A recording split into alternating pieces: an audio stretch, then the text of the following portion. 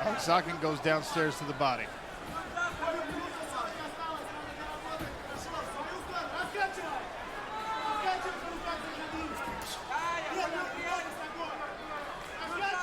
Jab from C.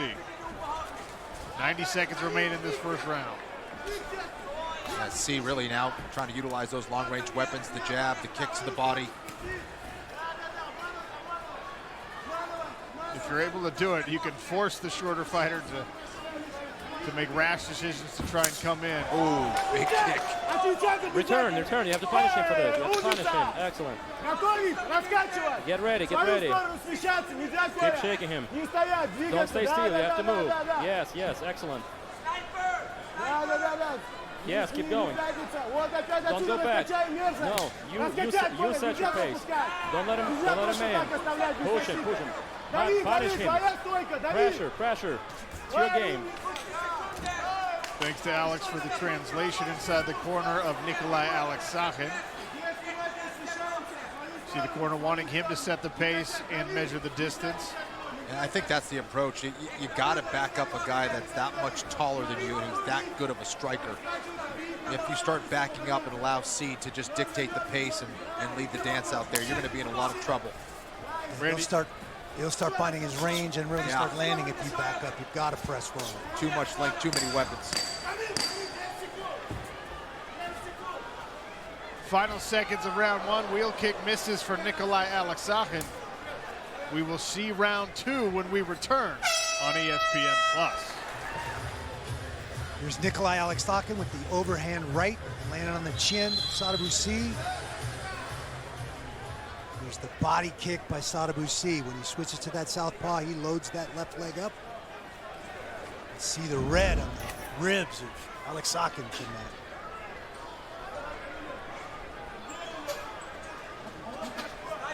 Gentlemen, round two. Here we go. Ready? Let's go work. Round two, Sadibou C in the blue trunks, 𝗘𝗨𝗥𝗢𝗘 in the gray. Big hook ripped from 𝗟𝗥𝗢𝗘, who charges in behind a 1-2 as well. Sadibou C in the southpaw stance here. We've seen Sadibou get off to slow starts in the past. I don't think it was a terrible start for him here in round one, but he does have a tendency of heating up, making adjustments, and then creating more offense in the later rounds. Beautiful kick upstairs there by C. Sometimes that's what those body kicks are all about, setting up the opportunity to score a knockout. 𝗘𝗨𝗥𝗢𝗘, an experienced striker, though, going to be hard to trick him into dropping his hands.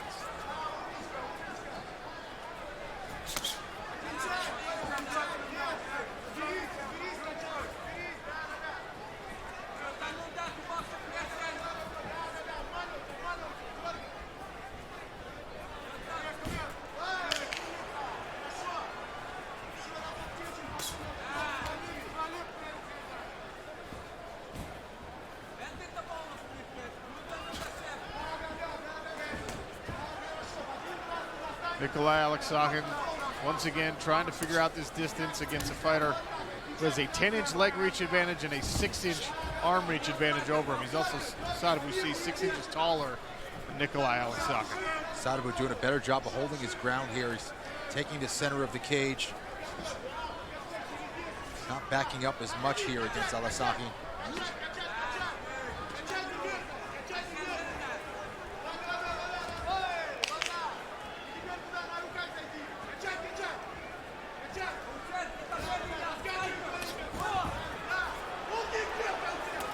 Oh, nice spinning back kick there from 𝗘𝗨𝗥𝗢𝗣𝗑. The second time he's done that in this round. That one landed. That one was really nice. Beautiful way of cutting off that exit. Sadibou, incredibly precise striker, but a lot of times he's throwing one at a time. One kick, one punch. Combinations coming back his way from 𝗘𝗨𝗥𝗢𝗣𝗑 for the most part.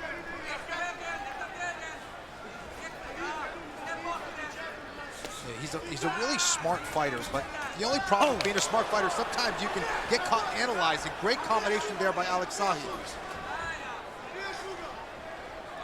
Sadibou says that one hit the cup. A brief pause, 𝗟𝗟𝗥𝗢𝗣𝗑 acknowledged. Another kick to the calf from 𝗘𝗨𝗥𝗢𝗥𝗢𝗑. Another switch of stances from Sadibou. That time 𝗟𝗟𝗥𝗢𝗑 misses with the roundhouse.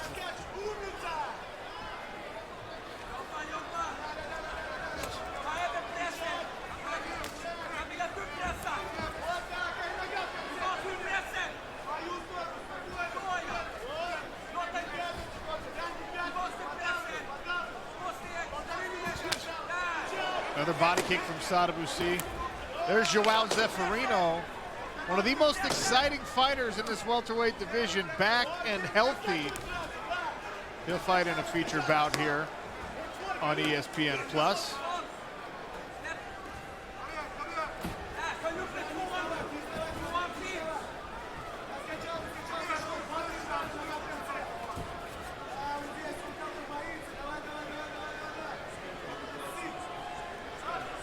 Looks like maybe another eye poke question there. Sadibou rips to the body after they decide to restart. Spinning back kick misses that time for 𝗘𝗨𝗥𝗢𝗣𝗑. Yeah, that was a nasty body kick there by Sadibou. I think Sadibou's fingers went right across 𝗟𝗟𝗥𝗢𝗣𝗍's forehead. And he was like, come on, hey. He was kind of chastising him. He almost poked me in the eyes again. Right. Odd that he's not chastising him for any of the punches today.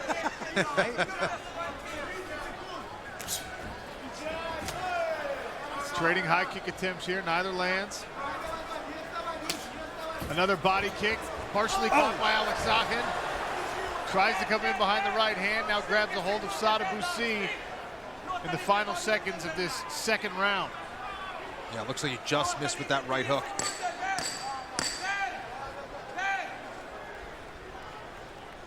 I think this is a smart choice, especially near the end of the round, to try to look for a takedown, try to steal it. Round 3 to come. Not able to do it though. Round 3, man. Third and final round. Last round. Ready? Fight. Take a look through the ref cam. Welterweight affair. Sadibou, 𝗘𝗨𝗥𝗢𝗥𝗢𝗑 making it into the third round. You can see fighter performance rating, another tie. I think we've had 0 times. I don't think it's ever happened. It's happened twice. And it happened twice tonight. Oh, nice right hand. Good combination there. And a high kick attempted by Sadibou. Tough to know how this fight is being scored, and I think both corners told their fighter to go out and get this third round. Yeah, it's certainly been close. I hope Kayla Harrison gets into that Hall of Fame. My coach John Smith from Oklahoma State is on that list as well. It's about time something good happened for Kayla, you know?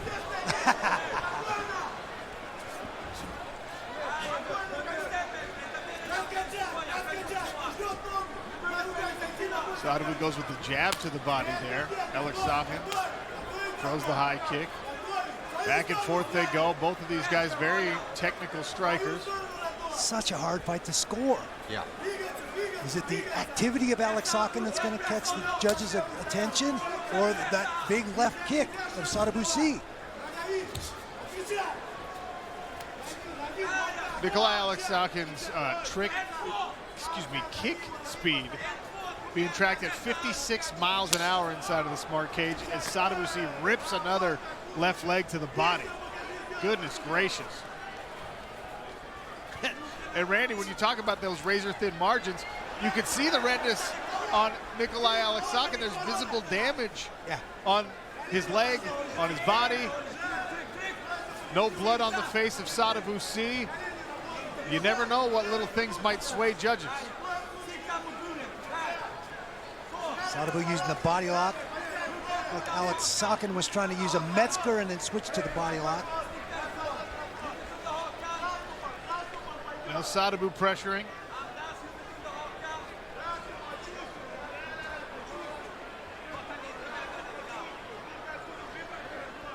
𝗘𝗨𝗥𝗢𝗏's going to need to get better head position if he wants to get himself off the cage against the taller Sadibou. Circle that underhook just like that. There it is. Oh, beautiful takedown. Strong work by 𝗘𝗨𝗥𝗢𝗏. We'll see if he can keep Sadibou down as the Swede builds his base. A nice get up there by Sadibou. Nice hand control and hand fighting by Sadibou as well.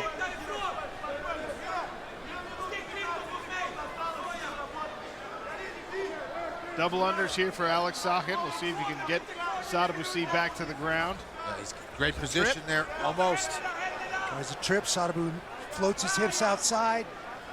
Aleksakhin almost has Sadibou's back. Sadibou able to turn and face him again. And that's something that has really improved in Sadibou's game. Just even this upright grappling, it's clear he's been working on it a lot. You mentioned he's been working on shoring up some of the holes that he's evaluated that he had in previous seasons, and his grappling and wrestling is one of those things. And look, now Sadibou going to work. Started with a tight waist here, and he's trying to force 𝗘𝗨𝗥𝗢𝗏 to the mat.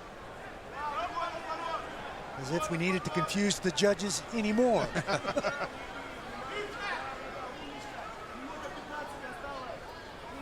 Sadibou trying to climb onto the back of Aleksakhin.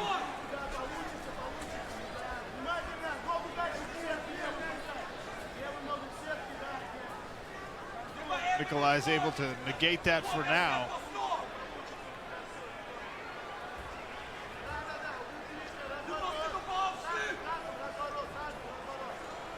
A tangle of limbs visible through the ref cam there. Aleksakhin trying to hit a switch. He's gonna get it. It's gonna work. Nice job pulling the hips out of Sadibou, securing a good solid top position. Sadibou not conceding anything, right back to his feet. Good hand control by Sadibou.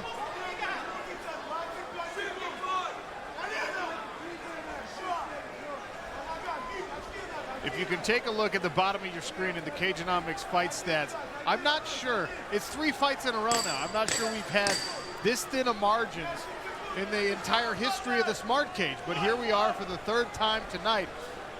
Very evenly matched as this fight comes to a close at 170 pounds. Both fighters lifting their arms. They feel like they've done enough. I'm going to go out on a limb and say this is another decision that might take the judges a minute. Yeah.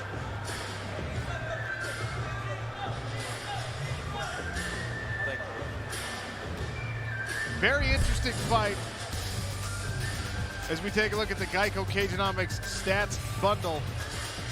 𝗘𝗨𝗥𝗢𝗏 outlanded Sadibou, threw more strikes, a takedown apiece. Ladies and gentlemen, after 3 rounds of action, we go to the judges' scorecards. Judge Steve Armstrong scores the contest 29-28 for C. Judge Robert Bassinger scores it 30-27 for Aleksakhin. And Judge Aaron Menard scores it 29-28 for your winner by split decision, earning 3 points in the welterweight division, Sadibou! So the official commission judges deviate from the decision of our experts in the fighter performance rating. Sadibou Sy, 3 points in the welterweight standings. Take a look at the tail of the tape, brought to you by Redcon One for this co-main event. Sadibou Sy is 3 years older. He is 3 inches taller, 6-inch reach advantage on the arms, and 5-inch reach advantage on the legs for the Swede.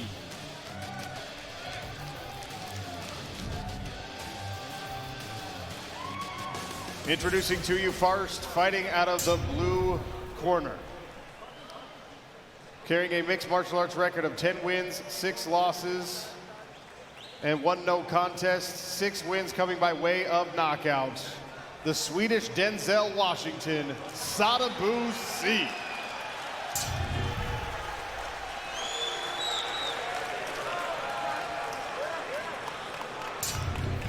And his opponent fighting out of the red corner, one of the legends of the welterweight division with an MMA record of 23 wins, 8 losses, and 1 no contest, 7 knockouts, 9 submissions, Rory, the Red King McDonald.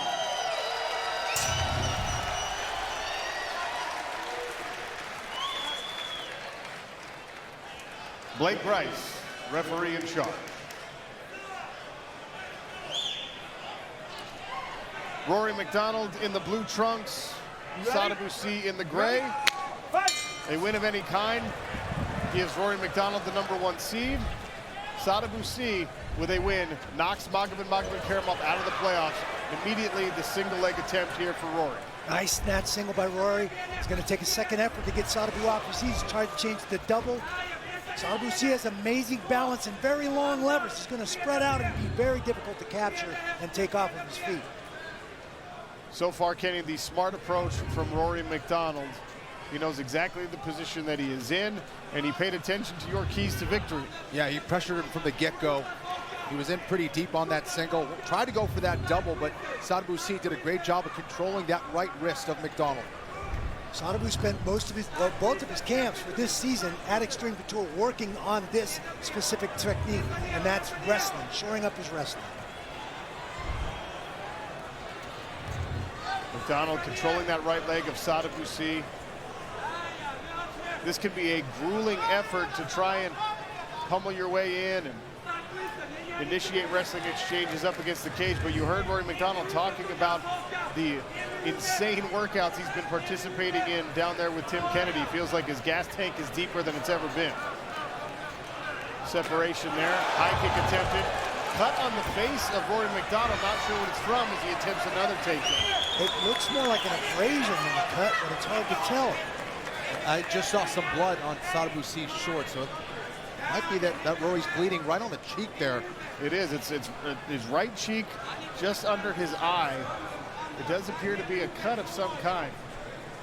I'm wondering if he ran into Sadibou Sy's hip on that takedown attempt, but I certainly didn't see a strike. Sadibou maintaining his balance here. Rory pressing him up against the smart cage barrier. Rory actually goes to his back here, now trying to come up with that underhook. He's trying to get underneath the hips of Sadibou Sy to see if he can work a reversal here, and unable to do it so far. Nifty defense by Sadibou Sy. It's actually a fairly significant cut on the right cheek of Rory McDonald. Heavy pressure with the underhook. Right leg in between the legs of Sadibou Sy to control. Sy temporarily able to reverse position here against the cage. Body lock attempt now by Rory. Got his hands locked in the over-under position. It's pretty high up in the back. He's going to need to slide that down. Now he's changed to a headlock. A pinch headlock position here. Now let's see if he can steer him towards the mat. He decides to let go of it. And this is where Rory needs to be careful to not overdo it here in round one. Needs to pace himself here against Sadibou Sy, who's defending the takedown and being very efficient at the same time. That knee snuck to the forbidden place. And Sadibou Sy will take his time in recovery. You good? And Rory trying to attack the body there. And ended up landing that knee to the groin. Yeah, you can see right there, that's the angle. Referee right on top of it, attending to Sadibou. You ready? Yes. Okay, take your time. Sadibou asking for a little bit more time. Referee goes over to check the cut on the cheek of Rory MacDonald. Fight! Back to the action. Southpaw stance for Sadibou.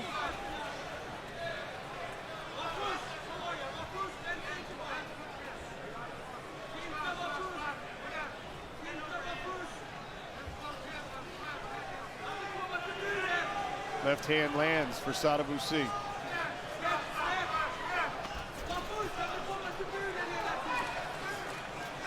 Rory trying to enter with that right hand down the middle.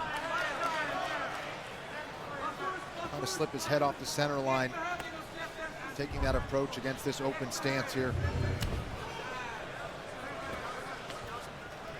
Couple inside leg kicks from Sadibou.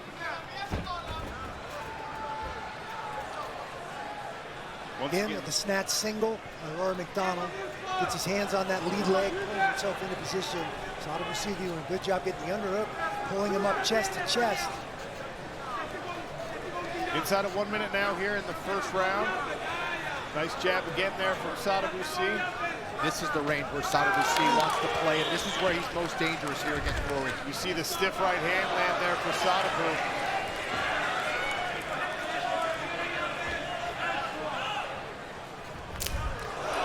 Kick slaps off the body for Rory MacDonald. And that's a nice adjustment there for Rory. You know, when you have someone with long arms like Sadibou, you got to switch it up into kicking range. Nice little combination there from Rory. The right and the left both landed.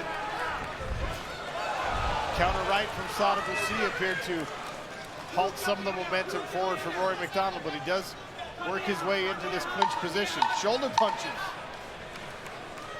Where would they learn such a thing? On the exit, Rory attempts the high kick. Sadibou will walk into the corner right before the bell. Here's Rory high on that single leg, and you see those shots, those series of left hands. And it doesn't take much to cut. Those little gloves. See him going up there, attacking that right cheek of Rory MacDonald. And we think that's where that cut happened. It is below the eye. Nice right hand there from Sadibou as well. Sadibou doing a great job from the outside. He's so long, so rangy. And once he establishes that distance, you gotta watch out. Let's go. Looking good. Welterweight co-main event, Sean O'Connell, Randy Couture, Kenny Florian here in Atlanta, Georgia for PFL 6. Rory MacDonald, the Red King, currently atop the welterweight standings, can secure the #1 seed with a win of any kind. Sadibou needs the win to get into the playoffs. Front kicks exchanged from both men.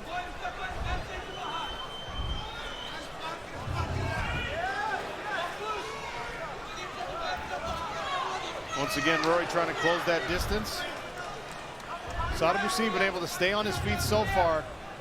He's done a great job keeping his balance, spreading himself out, making himself hard to pull off of his feet.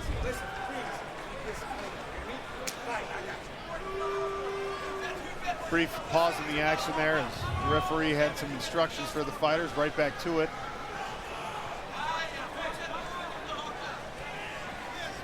Take a listen inside the red corner of Rory MacDonald. Yes, lock your hands now. Yes. Pummel, pummel, pummel. Don't give him any break. Don't give him any break, Rory. Stay on him. Stay on him, non-stop pressure. Break. Yeah. Pummel, pummel, pummel. Lift that left underhook. Venerable Faraz Sahabi and John Danaher both in the corner, as is Tim Kennedy.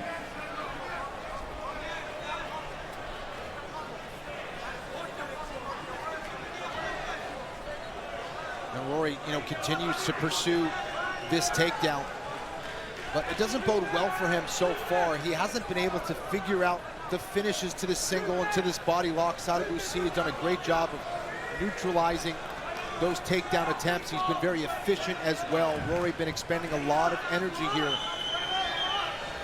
Rory is controlling where this fight's happened. He did a lot of this in the first round as well. You know, the takedowns have been unsuccessful. He's still forcing the fight to happen where it's happening right now. MMA's league bet is back and better than ever. Shop the latest PFL hoodies, shirts, and hats. PFLMMA.com. Use code Atlanta20 for an extra 20% off. Double unders here. Hands locked for Rory MacDonald. Randy, how frustrating can it be if you're trying to initiate this takedown and you don't get it?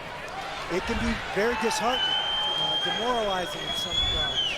It's like a guy gets on the bottom and he gets almost all the way back up and then gets put right back down there. There's demoralization involved in that. Yeah, and I think it's the right approach, Sean. You know, clearly Rory is going to have a huge advantage over Sadibou on the ground. He just hasn't been able to finish these takedowns. There's 𝗟𝗨𝗥𝗢𝗣𝗘 looking on intently. The season 1 welterweight champion right now is in the playoff picture, but if Sadibou can win this fight, Maga will be knocked out.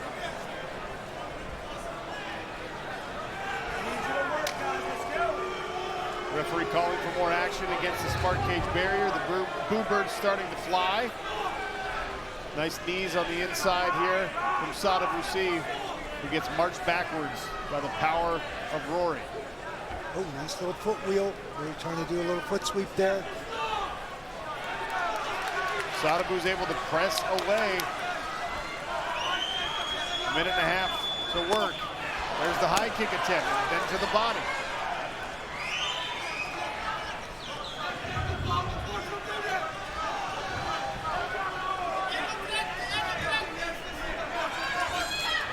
Roy doesn't appear to be tired. As much energy as he spent trying to take these Sadibou down, he looks to be in great shape. Jab lands there for Sadibou. MacDonald continuing to stalk, try and press this action. Sadibou's got his back against the cage, and as Kenny always warns, it's not a good place to be against someone who wants to take you down. Sadibou has switched stances and keeps landing the jab now. But Sadibou has actually used the cage very well defensively. Yeah, he's used that to prop himself up and rest, honestly. That's that. Yeah. Again with the high single attempt.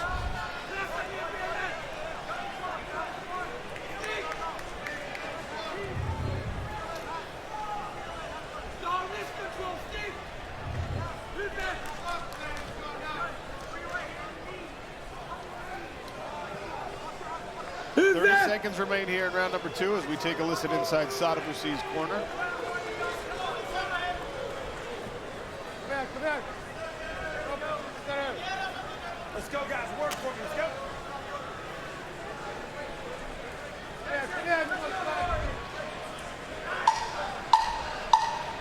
10 seconds remain here in the second frame. Sadibou finds himself pressed against the cage. Rory MacDonald still working to control this fight. We will see round 3. Hey, if I can't see that, these are the jabs I was talking about, Randy. Yeah, nice straight, long jab. Using that long-range sniper ability. You won that round? You need another one. You can't do anything to you on the side. You have to win the second round. Here, Firas Zahabi telling Rory MacDonald that he won that round. The control certainly favored Rory MacDonald in that round. The more significant strikes in the round on the breaks, as brief as they were, I think that advantage goes to Sadibou. But if you're Sadibou, you might need a finish here. Rory MacDonald in the blue trunks, Sadibou in the gray, co-main event here in the welterweight division. As we try and finalize the playoff picture.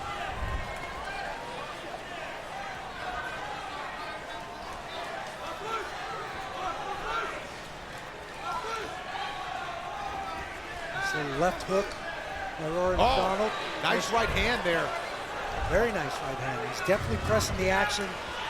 Almost a sense of urgency from Rory MacDonald in this round. He caught a body kick. Once again, working on this single leg. Great takedown defense displayed through 2 rounds plus so far by Sadibou. Yeah, he might have been feeling that body kick too. His posture was very badly compromised on that single leg. He's trying to fight through it though, trying to get those double underhooks. Rory has basically turned this into a Greco-Roman wrestling match. One of the reasons why Greco is such an important style in the transition to MMA. See the live odds. Rory McDonald still a favorite here. 4 minutes left in this fight. Sadibou still chasing a playoff spot. A win of any kind will get him into the playoffs. Attempts that kick again. Blocked by Rory McDonald. Sadibou retreats. Rory with the right hand attempt. Stepping in again.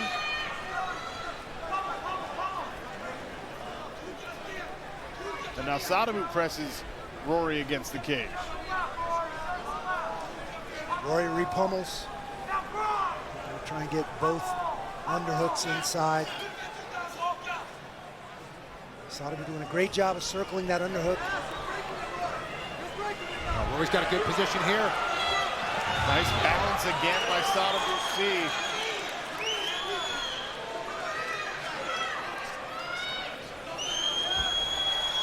Sadibou doing a good job of fighting with the hand control, trying to control the wrists and turn out, see if he can get an underhook here. So far, Rory retaining good position.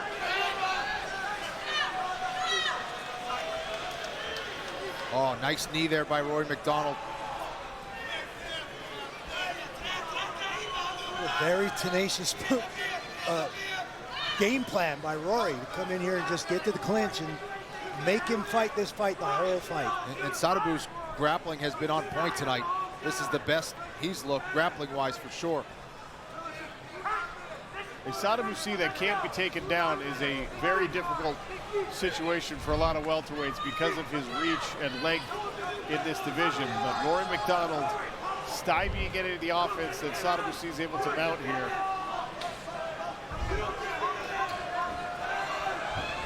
Oh, look at that. Sadibou takes Rory McDonald down.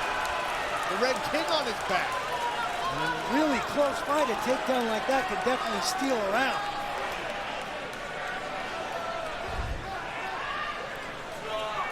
He's got good position so far. Rory trying to elevate the hips of Sadibou. Oh, nice job getting back to his feet, trying to turn it to some kind of a takedown with these double underhooks. Beautiful job with the butterfly to get his hips back under him and get back to elevation. Oh, that was another knee to the groin there.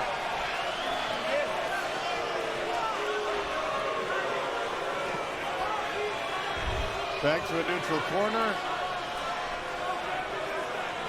Sadibou will be given more time to recover. And I heard it. It definitely hit his cup. Just be careful. I know it's an accident. I need you to be careful, okay?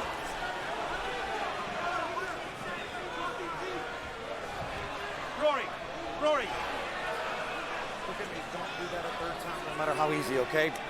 You're in control of your weapons. Go over here.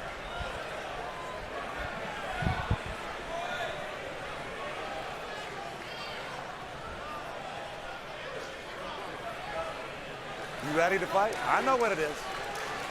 You ready? Rory, I'm giving you a warning. I'm not taking a point. Don't do it again, okay? All right. You ready? No point taken for the second foul. Sadibou with 90 seconds remaining says he's good to go. Body kick lands for Sadibou, a jab for Rory. Right hand lands. And now Sadibou grabbing a hold of the Red King.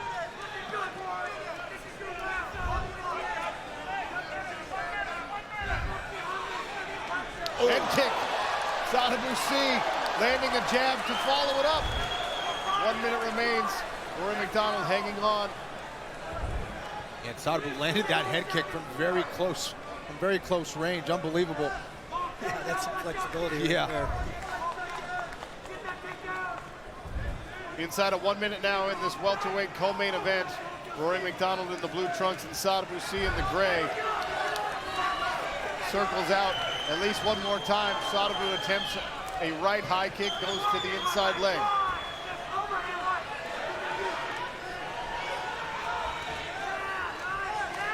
Rory grabs a clinch and tosses up a knee Time running out. Sadibou on the retreat. There's the 10-second clapper. Rory's got to smother that kicking game of Sadibou C and land some combinations with his hands. One kick misses for Sadibou. He goes back to the body twice, and that'll be the end. Sadibou C thinks he's done enough to win this fight. Rory MacDonald feels the same way. It'll be interesting to see how the judges scored each round. Control certainly favored Rory MacDonald. The only takedown, surprisingly, went to Sadibou C as you take a look at the Cajun Stats bundle presented by Geisler. Decision next. FPR says Sadibou C. Kenny and Randy thought it was Rory MacDonald, but it's the official judges' scorecards that matter most.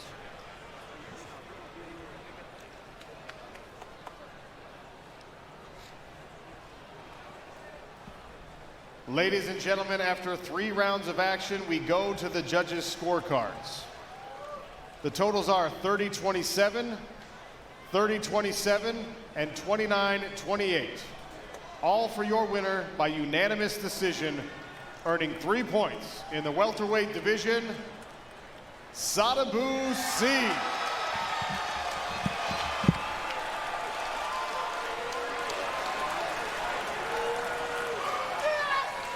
I grab the winner here, Sadibou C. Victory by unanimous decision. All 3 judges saw it the same way. That was a very strange and I think difficult fight to judge and to score. Immediately when it ended, you did raise your arms in victory. Were you confident after the final bell that you had done enough to win this fight? Hey, first and foremost, Rory, thank you so much. Preparing for this guy, I swear I woke up in the middle of the night, I'm like, damn, I'm facing Rory. Like, he made me better. So hand of applause for Rory.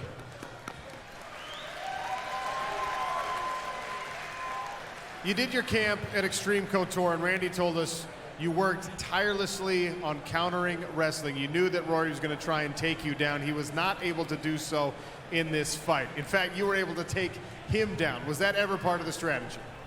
So, I have so much things to say because I didn't get to speak after my last fight. All right? So, we got to keep it quick, unfortunately. Okay. I went to Extreme Couture. I've been saying that I'm an MMA fighter. He tried to take me down for 3 rounds.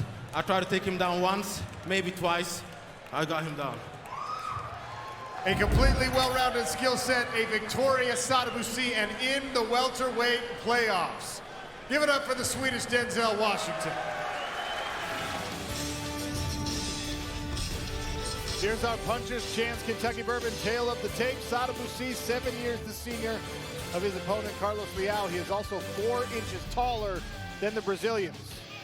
4-inch height, but an 8-inch arm reach advantage and a 7-inch advantage on the legs for the Swede. Andy Shepard, please. The following is a semi-final contest in the welterweight division. Introducing first, fighting out of the blue corner. He is a Muay Thai specialist and stands 5 feet 11 inches. He weighed in officially at 171 pounds.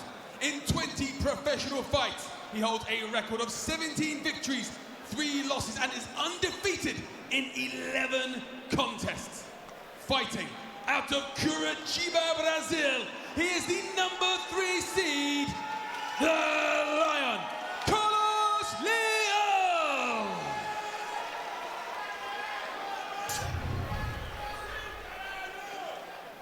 And in the red corner, he is a kickboxing specialist and stands 6 feet 3 inches tall. He went in officially at 171 pounds. Across his 20 professional contests, he holds a record of 11 wins, 6 losses, 2 draws, and 1 no contest. Fighting out of Stockholm, Sweden, he is the number 2 seed, the Swedish Denzel, Sadibou C.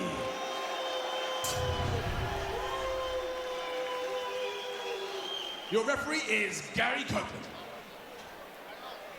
Gary Copeland will be in charge inside the smart cage for this welterweight semifinal. Sadibou in the blue trunks, Carlos Leal in the gray.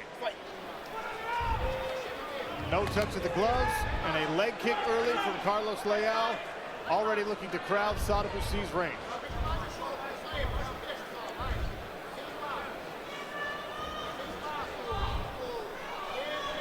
He's in that kind of Muay Thai stance where he's light on that lead leg to block those leg kicks from Sadibou. I'm surprised that we're not seeing Sadibou a little bit more aggressive with that jab. Exactly what I was thinking, Kenny. He needs to pump that jab and keep it in Leal's face and keep that distance and those long-range weapons in play. Leal crowding right in here. And this is where Sadibou's been spending a lot of time working on this defensive wrestling tactics to keep this fight standing. Yeah, has shown huge improvements from last season. And that last performance against Rory McDonald is only going to add more confidence.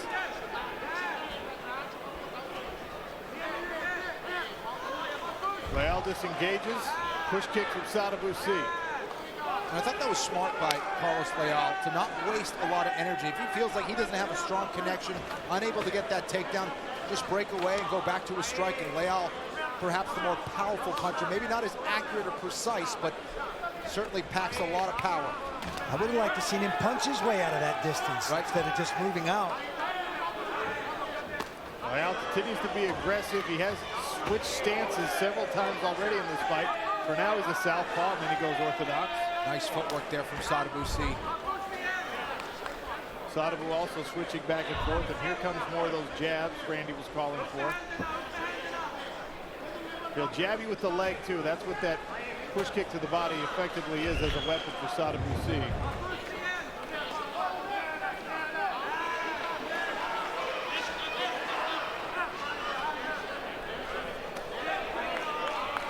That's exactly what Sadibou needs to do there. Nice lateral movement, pumping that jab. He's keeping Leal on the outside. Oh, nice shot there by Leal.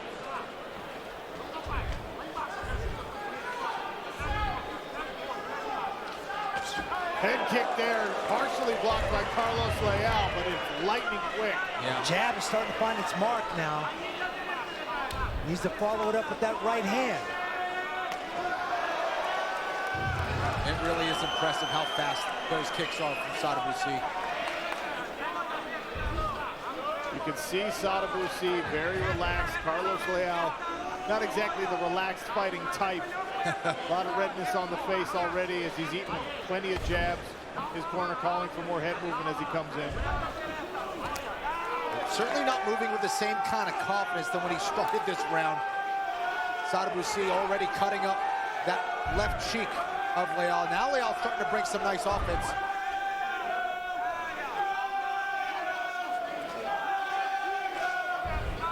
It was a nice jousting jab by Sadibou. He needs to keep pumping that jab out there. Good left hand there for Carlos Leal. Push C off balance. I think. Take a listen inside Sadibou's corner. Slag, spark. Nej. Sätt den där ordentligt, den sitter in. Benet, plocka ben, han bjuder. We do not have a Swedish translator on the broadcast team. Thanks a lot, Randy. You really failed us. That jab continuing to score, and there's a body kick from Sadibou. We saw him finish a PFL fight back in season 2 with that. Well, it looked like Leal was looking for that spinning attack there with his kicks. Perhaps a wheel kick, but what I'd like to see, he is switching his stances. What I'd like to see is switch his stances, shift as he punches, see if he can make up that distance. There's one where he can maybe catch C sleeping a little bit. Body kick from Carlos Leal. Sadibou retreats around the barrier.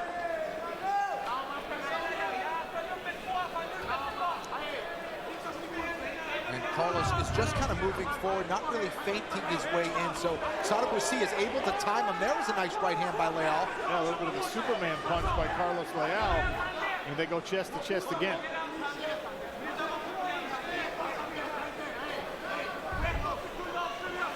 Final 10 seconds of this first round. Sadibou cracks a high kick off the guard of Carlos Leal. Round 2 when we return on ESPN. There's a nice inside kick. Nice straight right hand by Sadibou, and then a kick to the other side. He brings those legs up very, very quickly. There's another nice long jab. There's that long-range weapons on full display by Sadibou. Round 2 of a welterweight semifinal here on ESPN. Professional Fighters League in Cardiff, Wales. Carlos Leal in the gray, Sadibou in the blue. A trip to a $1 million championship fight on the line.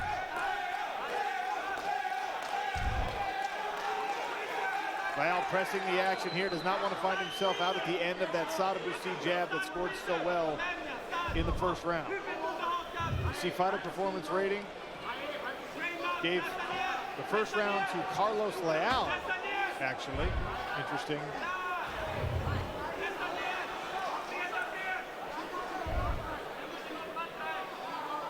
Our first trip to the UK here in the Professional Fighters League, we decided it couldn't just be Sean O'Connell and Kenny Florian and Randy Couture.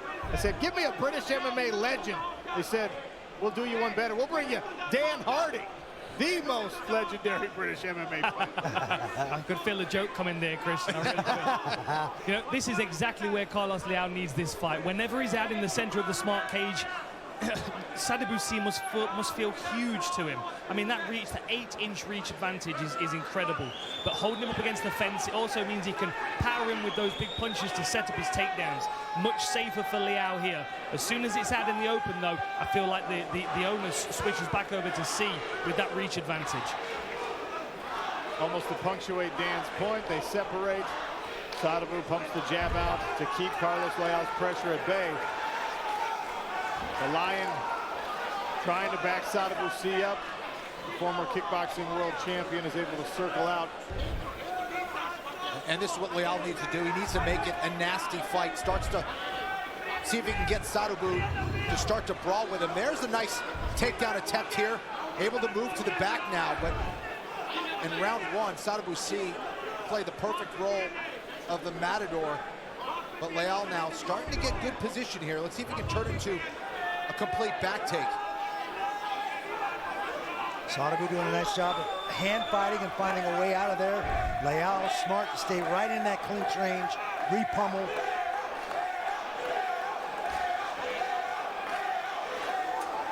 Leal with the right hand on the exit. There's Rory McDonald, the Red King, one half of our second welterweight semifinal. That'll serve as main event tonight here in Wales. Sadibou's not moving the way he was in round 1. I tell you what, Leal doing a good job of cutting off that cage. Not really able to use that lateral movement to escape. And Leal staying just a half a step ahead of him and cutting him off every time he tries to find that angle out. Carlos Leal is relentless with this pressure. Oh, that was a right hook that may have hurt C. There's a left hand now, and another right from Carlos Leal. One thing about the Lion, he'll eat one to give you one back. It's a style I really like, Kenny. Yeah, exactly. You may have invented, Chuck, I think. But Leal definitely starting to change the momentum of this fight, no question about it. A couple of nasty jabs there from Sadibou to try and steal back some momentum of his own. Inside of 2 minutes now, approaching 90 seconds in the second round. That has been all Carlos Leal so far. Yeah, this is the smothering style that Leal needs to stay inside that range. Those long weapons of Sadibou. He instigates some of these detachments and pulls out. I'd like to see him punch his way out of those.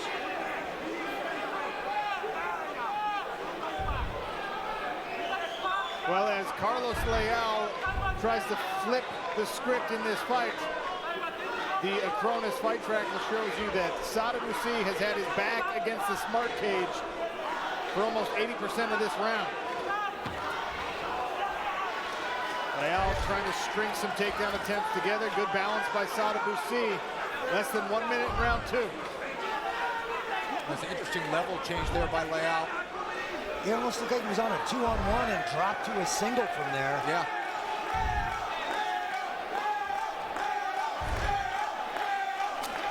Body kick attempted there from Sadibou, at least partially blocked. Oh, Leal starting to string together some combinations now. Leal moving his head really well too. Sadibou keeps missing. Leal makes him pay every time he misses. We're seeing some fatigue set into the legs of Sadibou, I think. More movement there from Carlos Leal. Sadibou does land a couple of them. Body kick again. Inside of 10 seconds in this second round. We will see a third and potentially deciding frame next. We see his opponent in the blue welterweight semifinal here at Motorpoint Arena in Cardiff, Wales. A trip to the $1 million championship in November on the line. Sean O'Connell, Kenny Florian, and Randy Couture, and it sounds like you gentlemen might have this at a round apiece as we open the third. Yeah, that's the way I see it. Exactly how I see it as well. I thought Sadibou with that long jab scored in the first round and won that, stole that round, and the smothering style of Leal in the second round has been a big factor. Leal trying to get back to those smothering ways and let those hands go in this third round. Well, right now, fighter performance rating is just trying to defy both of you because they gave round number 2 to Sadibou. Interesting, Jay. By the narrowest of margins, 48-47 according to the algorithm on that one.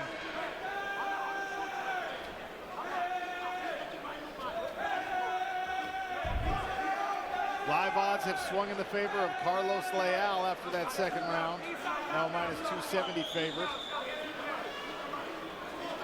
Both men showing some fatigue. Got to be careful of that high kick. Sadibou can throw it lightning quick. Carlos Leal barely able to block the last one. Presses once again into the clinch. Now Leal now looking very exhausted here.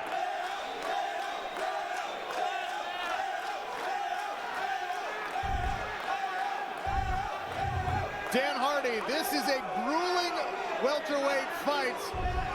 Give me the tiebreaker. Oh, how do we see it? Low blow. Oh dear. We'll pause the action, which will give Dan Hardy an ample opportunity to tell us what he thinks of this fight through 2.5 rounds. You know, I think Sadibou is doing a very good job of hitting and moving. You know, a lot of these strikes are being thrown by Leal, and they look like he's committing really, really heavy power to them. But most of them are whistling past the head of Sadibou, who's using really good head movement and footwork to keep himself off the fence as much as possible.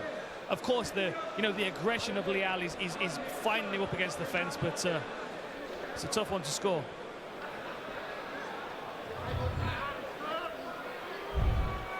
I think here's the knee right up the middle. Clearly caught the cup of Sadibou.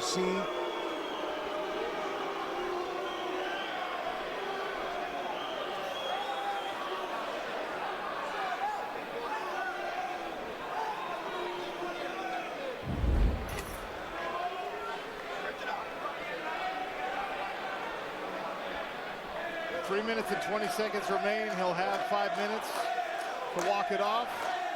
Gary Copeland over with Sadibou conversing. And an interesting factor here, Randy, is both of these guys were showing some signs of fatigue and slowing down, and that's about a 2-minute break in the middle of a round. Taking a point from Leal. A point deduction with no warning. That seems a bit odd. Usually you get a warning before you take a point. There's been no other low blows in this fight, but that's definitely a tough thing to overcome in a very, very close fight. Potentially huge and significant development there. Sadibou with the level change, unable to finish the takedown. Leal with a little desperation now knows after getting a point taken, he has really got to turn it up. There's that footwork that Hardy was mentioning, the angles, trying to find his way off that fence and stay away from these clinches. I'm curious to know if there was a warning in the corner or something between rounds that we were not privy to. Hadn't seen a low blow anywhere else in this fight. I mean, the ref doesn't have to give a warning to take away a point first, but it is very unusual. I'm not sure I agree with it. Round 3 officially halfway gone here. Sadibou pressed up against the smart cage. Carlos Leal playing the aggressor once again.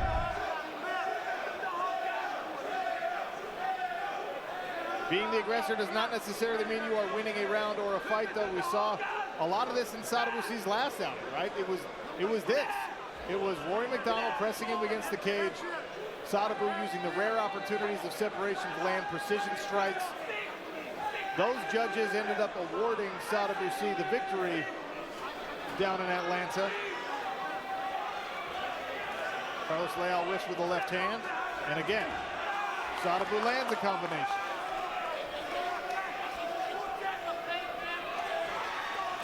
Now Sadibou pumping out the jab, and he follows it up with the left hand. Beautiful check hook.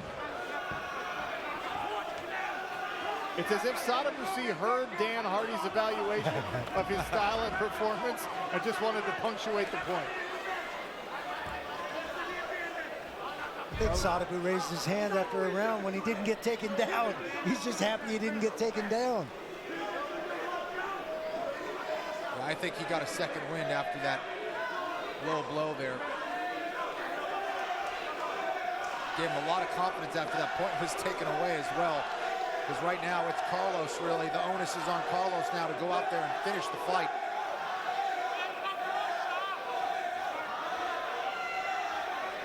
That makes it all the more difficult to score. He took a round away, so Carlos Leal wins this round 9-9. And we have one round apiece in the first and second round. That's a draw. I'm not sure Carlos Leal is winning this round. Yeah, that's the only thing. I think Sadibou is kind of coming back here. I'm saying if he does win the round. Absolutely. Yeah. And there's the double jab from Sadibou Cy.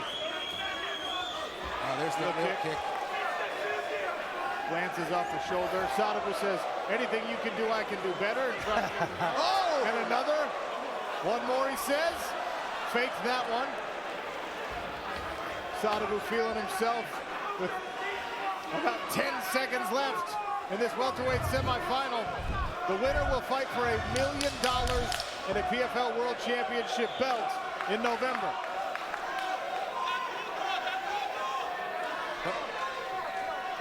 And we go to the judges' scorecard. Sadibou Cy raises his arms again. Is the fourth time the charm for Sadibou Cy. 𝗘𝗨𝗥𝗢𝗣 Stats Bundle is brought to you by Geico. You can see razor-thin margins here. Sadibou Cy landed 5 fewer strikes, but maybe more precision. Decision is next. Ladies and gentlemen, after 3 rounds of action, we go to the judges' scorecards. All 3 judges score the contest 29-27. So your winner, by unanimous decision and advancing to the 2022 PFL World Championship, Sadibou Cy! Sadibou Cy with the decision. There's his Bud Light Championship moment. He advances to the $1 million World Championship fight coming up in November. Snaps an 11-fight win streak for Carlos Leal. And more importantly for Sadibou Cy, for the first time in 4 PFL seasons, he advances to a championship bout. There's our welterweight playoff bracket. For now, we will see the second half of that championship bout filled out in our main event tonight. You know, it's one thing to have the game plan to defeat your opponent. It's another thing to execute it, especially when you're experiencing so much chaos, so much pressure in the cage. The kind of chaos and pressure that someone like Carlos Leal can bring. He's got excellent skills. He was moving forward, but for me, it was Sadibou Cy utilizing that range, keeping Leal on the outside, utilizing that lateral movement and footwork to deflect that forward pressure from Carlos Leal. And that was the defining moment right there. I mean, for me, Sadibou Cy won that 3rd round anyway, but that 1-point deduction was absolutely devastating to the cause of Carlos Leal. What a performance by Sadibou Cy. Put it on. Here's our Columbia Care Tale of the Tape. Sadibou Cy is 10 years older than his opponent, Delano Taylor. Both men very big welterweights at 6'3". Sadibou Cy has a 3-inch advantage on the reach, both in the arms and the legs. Miguel Flores, to you. Ladies and gentlemen, the time is now for the 2022 PFL Welterweight Championship. Introducing first in the blue corner. He is a mixed martial artist standing 6 feet 3 inches tall. He weighed in at 169 1/2 pounds. With 10 victories opposite of 2 defeats, with 5 wins coming by way of stoppage, fighting out of Miami, Florida by way of Jamaica, he is the number 5 seed, Delano, the Postman Taylor. And now introducing his opponent in the red corner, he is a kickboxer standing at 6 feet 3 inches tall. He weighed in at 169 1/2 pounds. With 12 victories opposite of 6 defeats and 2 draws with 1 no contest, he has 6 victories coming by way of knockout. Fighting out of Stockholm, Sweden, he is the number 2 seed, the Swedish Denzel, Sadibou.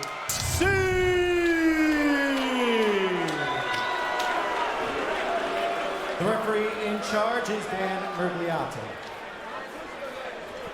Just engaging, now taking in the fights.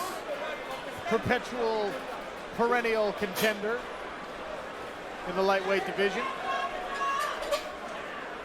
All right, gentlemen, you ready, Delano sir? Taylor in the gray You ready, trunks, sir? Sadibou Let's go, in the blue. Taylor sprints out to his right. Sadibou in the southpaw stance.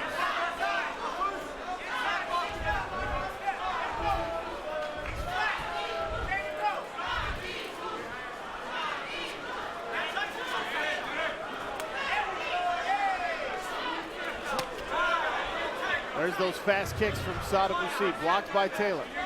Yeah, Sadibou is coming into this fight very confident. He believed he was going to be able to put on a clinic here, and Delano thinks he's being underestimated and thinks he's one of the few guys who can deal with that range and height of Sadibou and try to bring the fight to him. It does bring up a great point. A lot of times when you watch Sadibou fight, the physical profile is very different. He's taller, he's longer. Visually, you can see that. Not necessarily the case in this bout. But he also started his PFL career as a middleweight, Randy. He fought some big guys. Yeah, I have no idea how either one of these guys make this weight class, but amazing just the same. And I think Sadibou has been fighting a lot of shorter guys, and that's why they've been able to get under him and make him wrestle. And that's why he come to Extreme Couture to shore up that wrestling. I admire him for being willing to put himself out there and bring a weakness up and make it a strength. And I truly believe that's allowed him to become a more comfortable striker here in the cage. He's more confident with his wrestling takedown defense, so he can let those hands fly. Randy, as long as you mentioned the tough weight cut, Delano Taylor was this close to coming up over the championship limit, but he had to get off the scale, go back and finish the cut. He said it wasn't anything unusual. For some reason, the last .2 would not come off. He literally brought it right down to the wire. But here he is. He's earned his spot in more ways than one as he switches stances back and forth. Yeah, Sadibou really seeking out that left kick to the body of Taylor. He is nasty with that one. That's the 3rd time he's tried the high kick. Only one has been able to sneak onto the neck meat of Delano Taylor so far. Inside kick, that left leg from Sadibou putting in work here.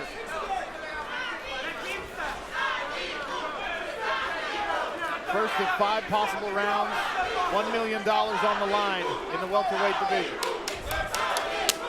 Body kick, just like he asked for.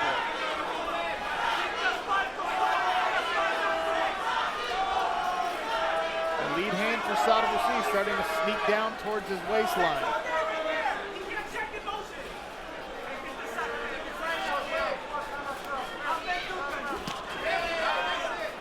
Good right hand to the body there from Delano Taylor. Yeah, he's trying to find a way to cut off the cage and slow down Sadibou, but his lateral movement is so good out there, guys. Yeah, I think Delano's got to anticipate just a half second sooner and step across to cut him off instead of following. He ends up following him the way it is now.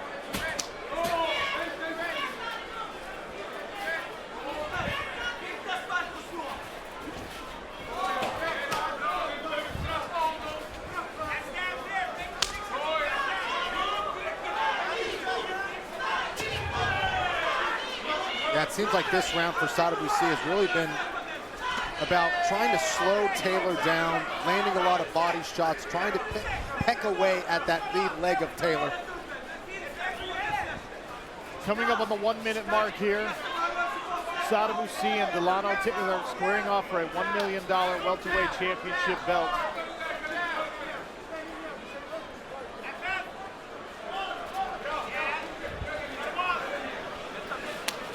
There's another body kick. Taylor tried the left hook on the counter. Take a listen inside the blue corner of 𝗘𝗨𝗦𝗘 Taylor. He got a little active. He's not touching. 30 seconds, you gotta work here. Let him feel something. In, out. Inside no kick. He's there all day. That's it, that's it. Hey, whenever you ready, Pizarro. Whenever you ready. Corner of 𝗘𝗨𝗦𝗘 Taylor calling for more activity from their fighter, who has spent a good portion of this round trying to get his reads. See more active striking from Sadibou, mostly from the kicks. Right, one in the books. Down now. He knows he can scramble. He knows he's got good hand control. He can pick those legs up and let them go a little more free will.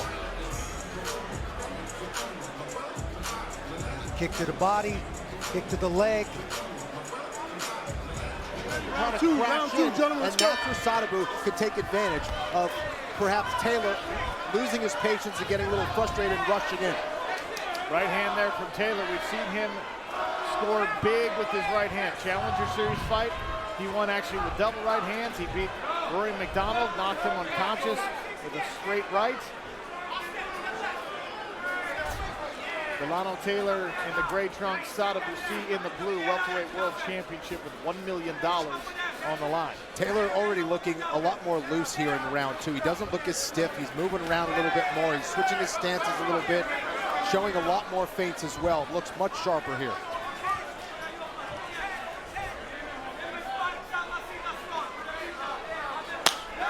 Big body kick there from Sadibou.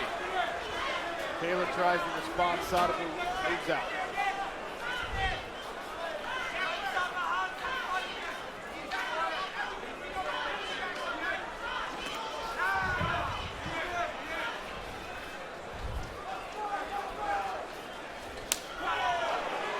Back to the body, Sadibou goes. It is lightning quick. Yeah, when you have time and space, you can see what's coming. You have time to react. You're going to be a lot more composed and relaxed. And that's what these long-range weapons are doing for Sadibou. It's keeping Taylor on the outside. It's giving him time and space to see what Taylor's trying to do. If he does move forward, he just moves right out of the way.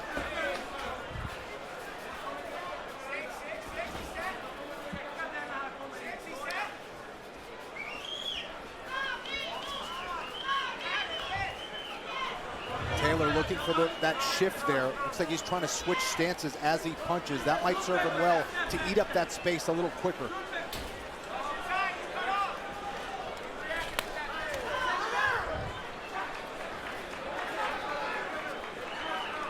I think 𝗘𝗨𝗦𝗘 Taylor's going to have to crash this if he wants to get in and be effective.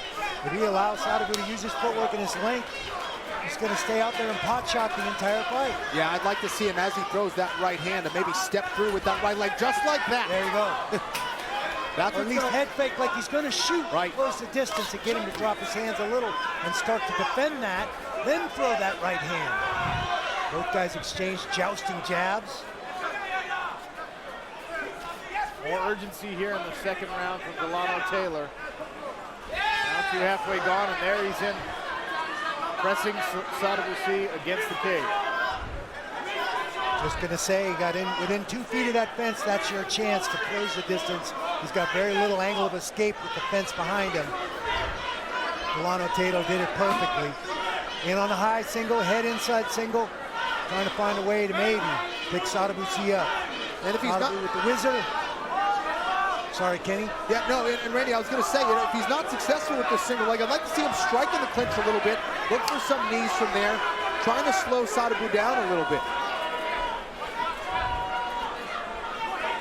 say as Sadibou tries to break away here, punch your way back into that range. Stay right in his face. Little cup check.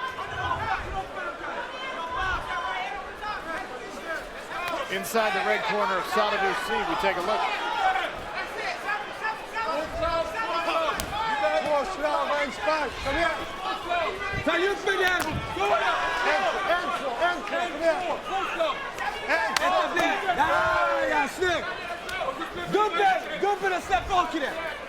No Swedish translation, so that doesn't do us a whole lot of good, but Sadibou C and 𝗘𝗨𝗦𝗘'𝗦 clashing shins right there in the middle of the smart cage.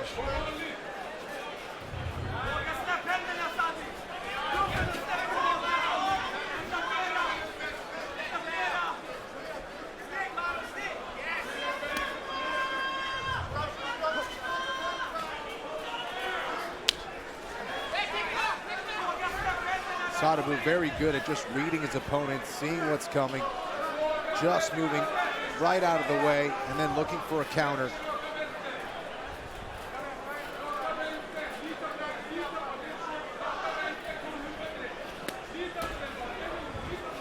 Inside of 30 seconds now in this second round. Second of a possible 5. Smile on the face of Sadibou C as he goes back to work with his left leg. He got 𝗘𝗨𝗦 to bite on that little head fake and it made him smile. Final 10 seconds of the round once again. Sadibou C with the hands down, retreating. And there's the bell. Never heard of it, Kenny. Let's go, fight. Third round. Sadibou C, 𝗘𝗨𝗦𝗘'𝗦 squaring off for a $1 million welterweight PFL World Championship. Sadibou C in his 4th PFL season finally booked his ticket to a championship bout. 𝗘𝗨𝗦𝗘'𝗦 has burst onto the scene. He started his year on the Challenger Series. Earned his spot in the season. Got a couple upset victories and doesn't quite complete that takedown in that. That's the point that both of you have been making all night. Sadibou C in 2019 or 2018 would have been on the floor after that. Yeah, on the deck right there. He did a great job of keeping his balance, using his hand control to fight his way out of that situation. 𝗘𝗨𝗦𝗘'𝗦 shot that shot naked. He didn't set that up. He didn't punch his way into that or give him anything else to think about.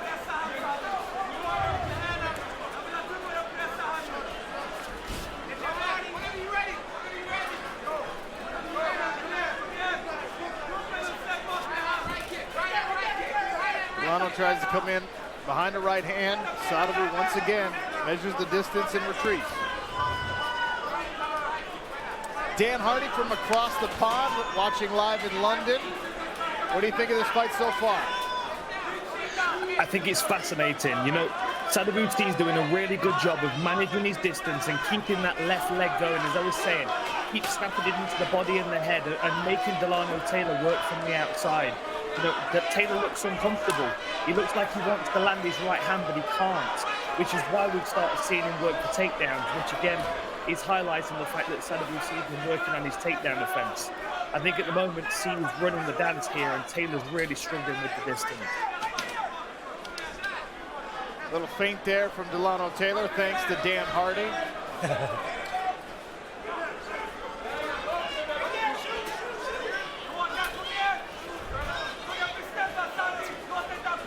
See the live odds swinging more in the favor of Sadibou C. He's now a -750 favorite as he goes to work on the lead leg.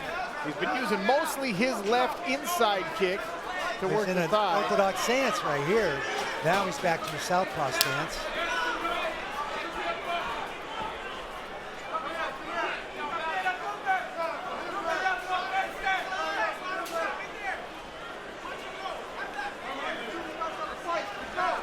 𝗘𝗨𝗦's creeping in much better now. He's just not committing to that shot. He can maybe touch Sadibou with that right hand, especially if he's able to shift his stance and eat up that space as he steps through on that punch. Heavy leg kick there. Now 𝗘𝗨𝗦𝗘'𝗦 finds his range with a combination. Goes chest to chest. Immediate inside, brief pommel, hand control, and head position by Sadibou C. Allows him to clear the space. Inside of 2 minutes now in this third of 5 possible rounds. Nice jab lands there for Sadibou.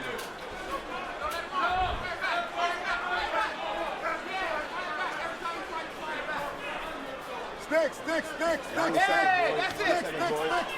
3. Stick. Hey, all right, right there. Take charge. Knee, underhook high. Underhook high. Right hand high. Sadibou did it. Inside trip. Left side, make a step. Move those feet. Take those feet, Lana. Sadibou did a nice job of meeting the level of 𝗘𝗨𝗘𝗦. That's what allowed him to get that underhook. Yeah, got right to the waist, he double underhooks and came up. And now he pushes out again.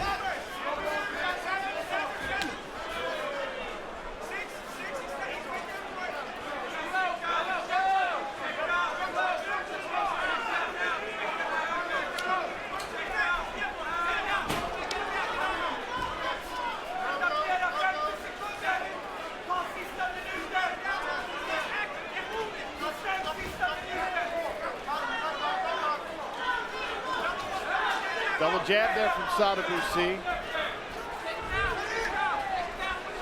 who still is on about a 2-to-1 ratio kicks to punches.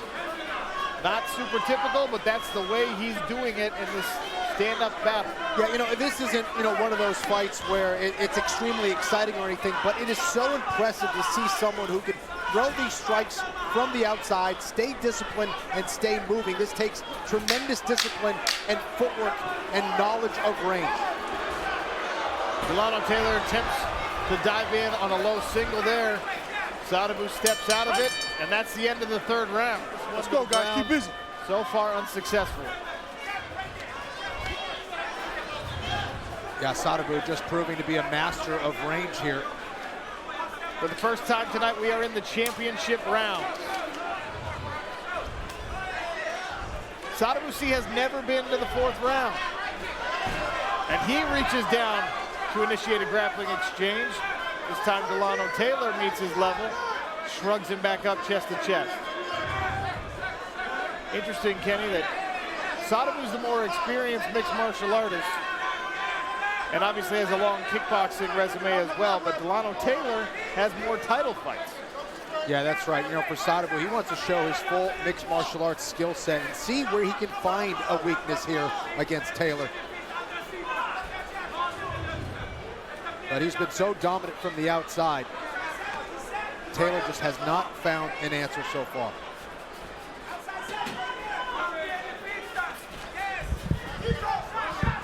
𝗘𝗨𝗘𝗦 waiting in behind the right hand and the left hook.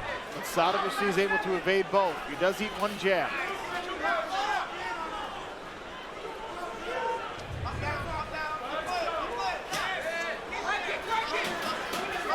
Successful counter punching for Sadibou. Stops 𝗘𝗨𝗘𝗦's forward motion.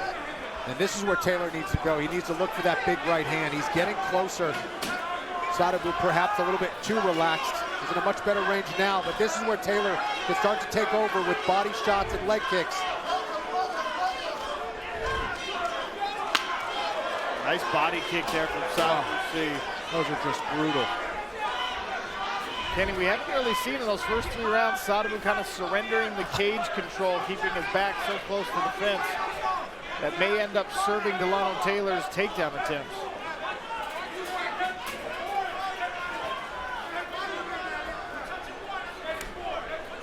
Yeah, Sadibou, just a very smooth operator here. Mixing up his strikes, always at the proper range. Very defensively sound here. And his takedown defense, I think this has really been the big change for him mentally and technically. It gives him the confidence to open up, to let his feet go, to let his hands go. I'd like to see him use his hands more, especially now as 𝗘𝗨𝗘𝗦's starting to creep into that range where he should be letting some combinations go and letting his hands go.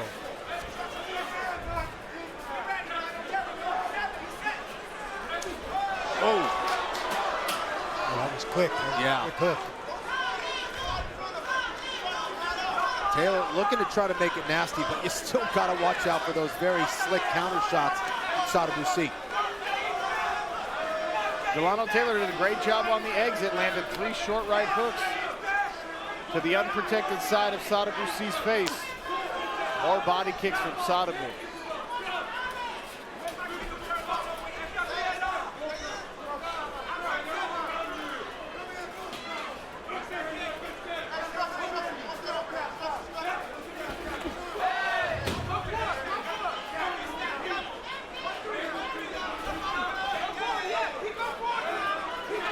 Might set a record for left kicks landed to the body this fight. Gotta be. He's just so quick. Sadibou C landing continuously with those kicks.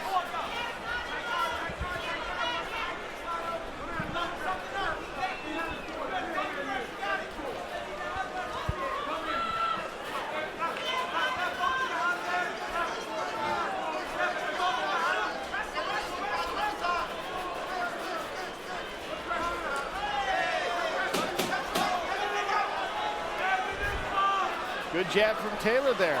Output increasing here in the championship rounds for the man who is likely down on the scorecards, Delano Taylor. So Taylor's complaining about Sadibou maybe grabbing his glove.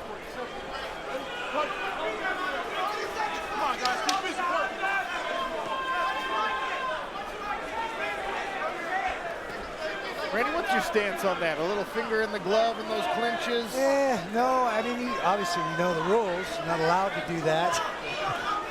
Well, strictly speaking, Randy. I guess I had big enough mitts that I didn't have to stick my fingers in the glove. I could grab that whole hand. Round 4 down.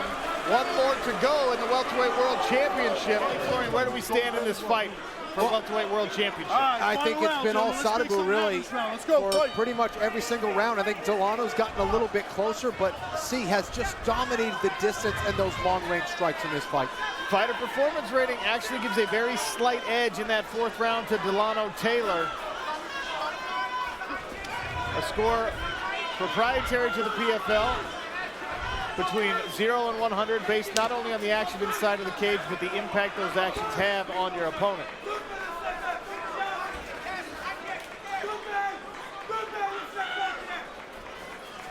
Taylor pressing forward now. This is what I would like to see from Taylor earlier. This is where he can close that gap and surprise Sadibou C a little bit. Another high kick from Sadibou C. These shifting stances, the tie walks coming forward. Taylor's looking more comfortable.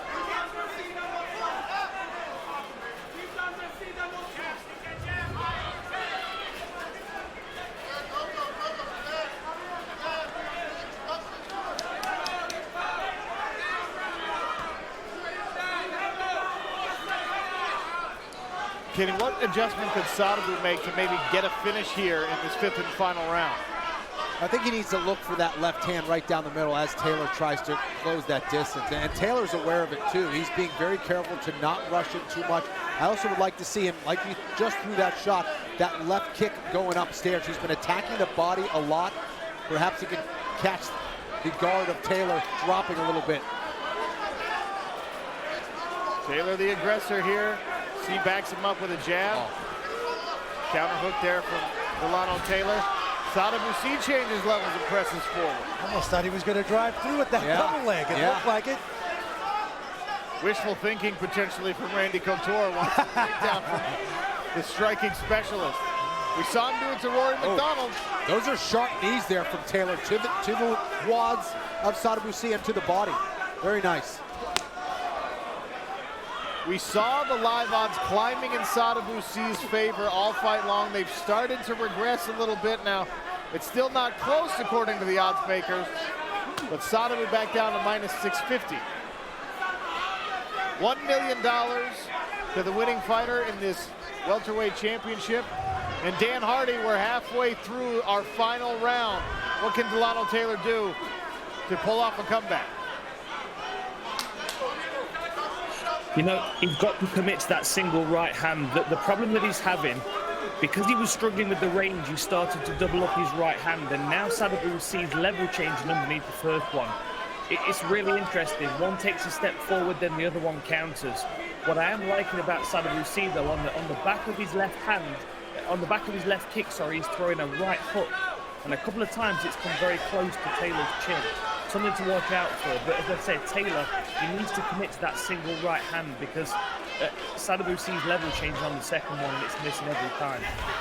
Taylor, as Dan was speaking, was able to land a right hand that snapped Sadibou's head back. But the Swede is not going anywhere.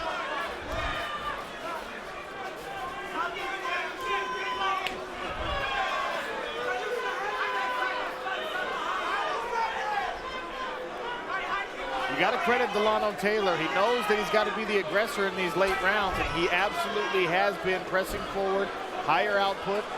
The question will be, is it too little too late if he can't get a finish?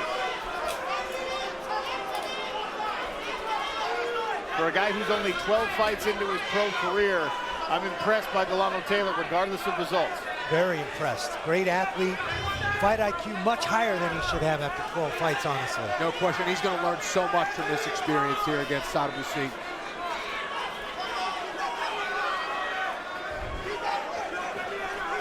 Last minute of this title fight, $1 million on the line. Sadibou once again changes levels and presses forward.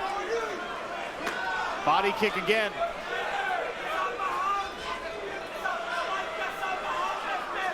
Don't want to know what 𝗘𝗨𝗥𝗢𝗣𝗘's Taylor's ribs are going to feel like on the right side of his body tomorrow morning.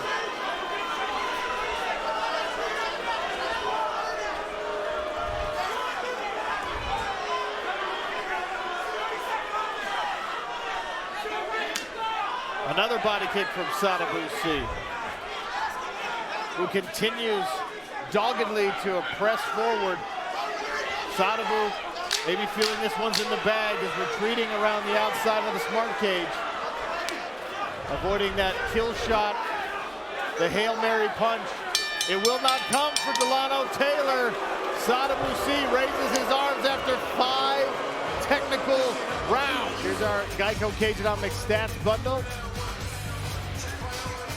180 total strikes landed by, thrown by Sadibou. For context, Randy, 100 of those are kicks, which is just nuts. But if you remember our first title fight of the night, in 2 rounds, Robert Wilkinson threw 150 strikes. So the output, probably less technical, a little bit more aggressive in that fight. And Kenny, this is the story of the fight, basically. Yeah, this is Sadibou just kind of seeing everything from the outside, just always in the proper stance. Taylor got close, but close isn't good enough. Sadibou attacking the body, attacking the legs repeatedly, switching his stances. He was on point in this takedown defense. There he is, limp-legging out of that single leg. Peppering jabs, peppering strikes to the body. Taylor showed some good resistance. There's another beautiful long-range weapon in the form of a jab. Fight and performance rating, very interesting. Round 1 was a feeling out process, low scores. Sadibou gets that one. Round 2, according to FPR, was a dead heat. Round 3, another slight edge for Sadibou. Round 4 went to 𝗘𝗨𝗥𝗢𝗣𝗘 Taylor, as we talked about earlier. And round 5 favoring Sadibou according to the algorithm. Ladies and gentlemen, after 5 rounds of action, we go to the judges' scorecards. All 3 judges are in agreement, 49-46 for your winner by unanimous decision. And now the 2022 PFL welterweight champion, the Swedish Denzel, Sadibou.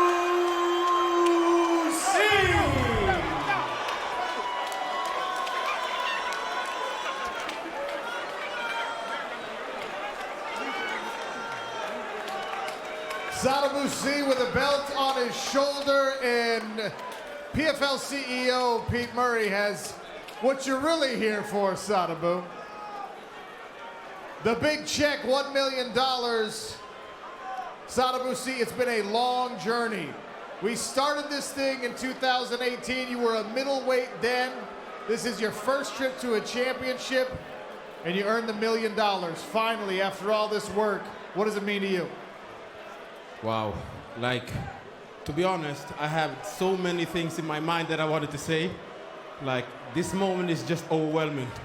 Like, I've been working for all the years in 2002 for this moment. To be here with this belt, 5-time world champion, my God, that's surreal. And nobody is as experienced in the PFL with this format as you are. But the first time you've ever been 5 rounds in your career, you fight all the way through. Is this what the game plan was? Did you think that the best chance for the $1 million was a decision? To be honest, I trained for 5 rounds. I wanted to get him out there earlier, but he came out prepared, he came ready, he was durable, and my hat's off to him. Delano, amazing guy, amazing fighter. He's gonna be back stronger. Sadibou 𝗘𝗨𝗥𝗢𝗣𝗘, 2022 PFL welterweight champion and $1 million winner.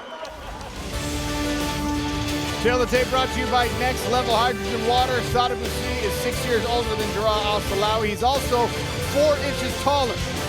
Both men weighed in at the welterweight limit of 171 pounds. 80-inch arm reach on Sadibou 𝗘𝗨𝗥𝗢𝗣𝗘 is best in the welterweight division here in the PFL. And long legs as well for the Swede. Ladies and gentlemen, your final bout of the evening is scheduled for 3 5-minute rounds in the PFL welterweight division.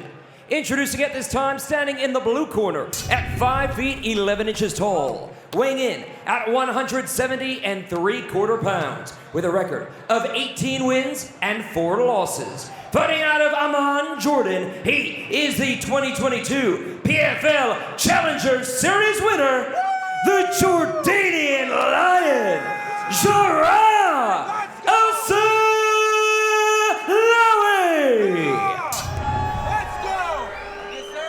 And his opponent standing in a red corner at 6 feet 3 inches tall, weighing in at 171 pounds with a record of 13 wins, 6 losses, 2 draws, and 1 no contest. Fighting out of Stockholm, Sweden, he is the 2022 PFL welterweight world champion, the Swedish Denzel, Sadibou 𝗘𝗨𝗥𝗢𝗣𝗘. Sadibou's wife sitting cage side. Your referee, Mark Smith. All right, gentlemen, you got your instructions earlier. Protect yourself at all times. Reminder, no elbows. Let's touch gloves. Good luck. Mark Smith will oversee the action in this final bout of the evening. Sadibou 𝗘𝗨𝗥𝗢𝗣𝗘 is in the blue trunks. 𝗘𝗨𝗥𝗢𝗣𝗘 in the gray. A premium on first round finishes so far at welterweight. Sadibou comes out southpaw.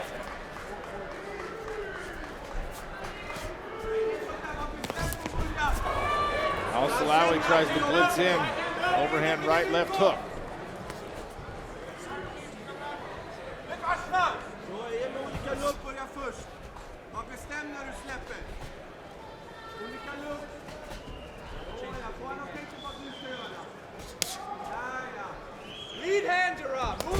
And that's what 𝗘𝗨𝗥𝗢𝗣𝗘 needs to do. He needs to back up Sadibou 𝗘𝗨𝗥𝗢𝗣𝗘. You don't want a guy who's that long with those kind of striking credentials to back you up, or you will be in big trouble.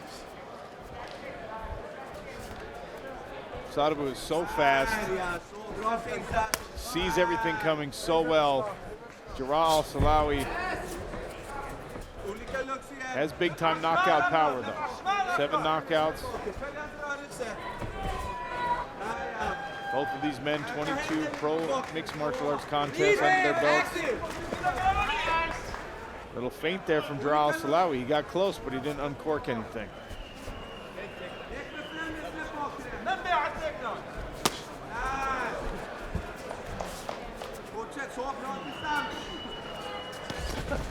𝗘𝗨𝗥𝗢𝗣𝗘 isn't really feinting very much, and he's just kind of hanging out on the outside, and that will definitely favor the Swede, Sadibou 𝗘𝗨𝗥𝗢𝗣𝗘. 8 olika looks på han. Där, snyggt. Det där kändes. Där, ja, mycket bra. Olika looks. Så, ja, nästa gång vrid igenom. Sadibou sees something with that high kick because he's offered it 3 times already in this fight. Now he goes back downstairs to the inside leg. It's a great way to get your arm broke. Ask me how I know. Yeah. Yeah, even if you're blocking it, it can still do a tremendous amount of damage to your arm. Ooh, that was a nasty one to the body. We saw Sadibou finish a fight with that body kick in the past. An accidental cuff check. Sadibou squeaked out the side. 𝗟𝗨𝗦 threw that kick and it caught him in the groin. Timeout again, this time for an inadvertent eye poke, potentially. Take your time. First one, groin, fingers. Okay. It seemed like more of a palm to the face. Not sure I saw the finger there on that angle.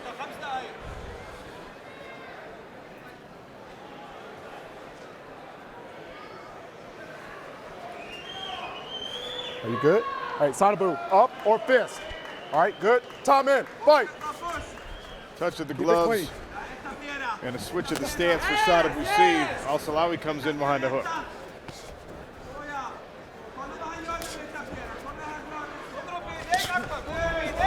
Watch the cup, guys. Good entrance there for 𝗟𝗨𝗦, who offered a high kick. Sadibou was able to matrix himself out of the way of it. 𝗟𝗨𝗦 having a lot of success when he's pressuring and backing up Sadibou, but when he's staying on the outside, this is where he really needs to be careful.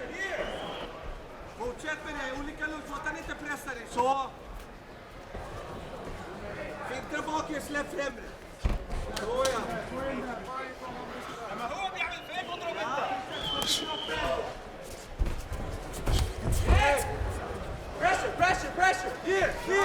Sadibou's trying to counter hook when 𝗟𝗨𝗦 comes in. He's not really landing it, but he's trying to find that range. Head movement. More work on the inside leg kick. 𝗟𝗨𝗦 watching from the Bud Light Fighters Lounge. He's now in second place in the welterweight standings. 𝗟𝗨𝗦 grabs hold of that kick. Head outside right now on this single leg attempt. Yeah, his shoulder isn't quite on the hips and doesn't have great control there. Now he's starting to go to that high single. Sadibou offered a right hand with a leg in the air. Off of 1 foot, Sadibou drilled a right hand right down the pipe on 𝗟𝗨𝗦. Made him rethink that takedown attempt. Under 1 minute now in the first round. En minut, du jobbar nedtagning så tar du ronden. Du behöver bara en nedtagning så tar du den. Kroka benen. Sadibou's wife looking on from her cage side position. Sadibou right now pressing 𝗟𝗨𝗦 to the barrier. Referee Mark Smith warning him, gotta work. Ditt högerben mellan hans ben. Kroka, så. In med högerben mellan hans ben. Bra. Kroka. 𝗟𝗨𝗦 tries the lateral drop. Oh, right-handed mount goes Sadibou. Sadibou right on top. Right hand's pummeling down. Trying to get to the leg lock. Sadibou steps out of it. Final few seconds of this first round. Into the second round we go on ESPN+. Andy, here's the replays. There's the head outside single. He tries to run the pipe. Sadibou almost goes down, gets a hand down, fights his way back to his feet, stays up. And he dishes out a little right hand with 1 foot in the air, gets the whizzer, re-pummels, and gets himself chest to chest. Keep from going down. All right, guys, second round. Fights There's on. Sadibou, 2022 welterweight champ. He's in the blue and the southpaw stance. 𝗟𝗨𝗦 orthodox in the gray. Sweden versus Jordan in this matchup.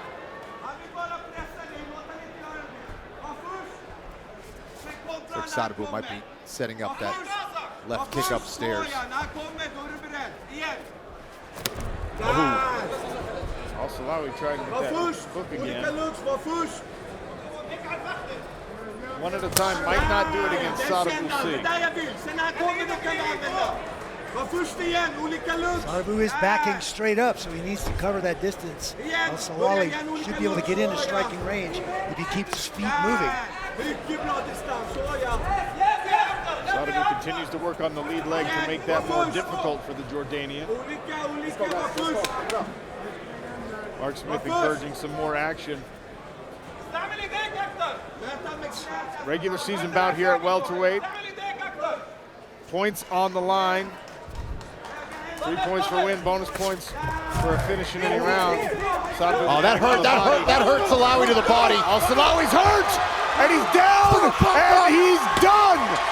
Sadibou with a second round finish. He ran right into a kick that really was more of a knee to the body, I believe, and just crushed his body, folded him like a lawn chair. Here's your Geico 𝗘𝗨𝗥𝗢𝗣 stats bundle. Sadibou did more work with his legs than he did with his fists.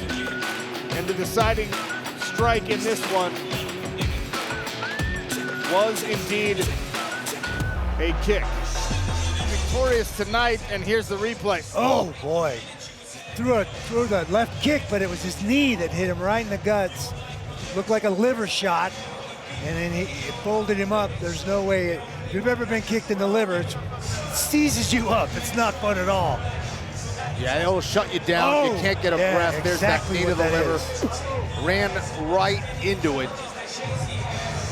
Yeah, that's nasty for 𝗟𝗨𝗢𝗣𝗘. That slight delayed reaction is typical of a body shot. Sadibou read it, and look at the smile on his face. That is predatory, my friend. Just absolutely crushed him.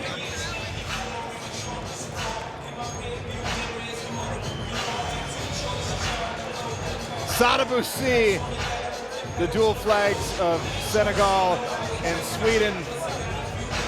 The corner is happy.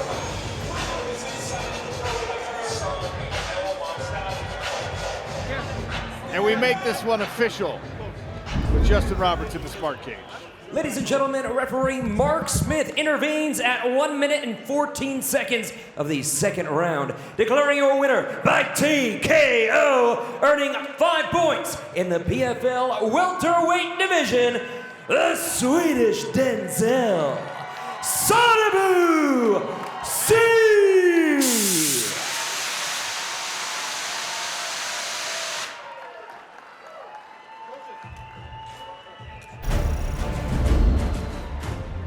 Check out the standings here. Magomed 𝗟𝗨𝗥𝗢𝗣𝗘 sitting atop the welterweight standings with 6 points, had the quickest finish out of anybody there. Magomed 𝗟𝗨𝗥𝗢𝗣𝗘, his friend there in second place. Carlos Leal with another finish in round 1. Sadibou with that round 2 finish with 5 points.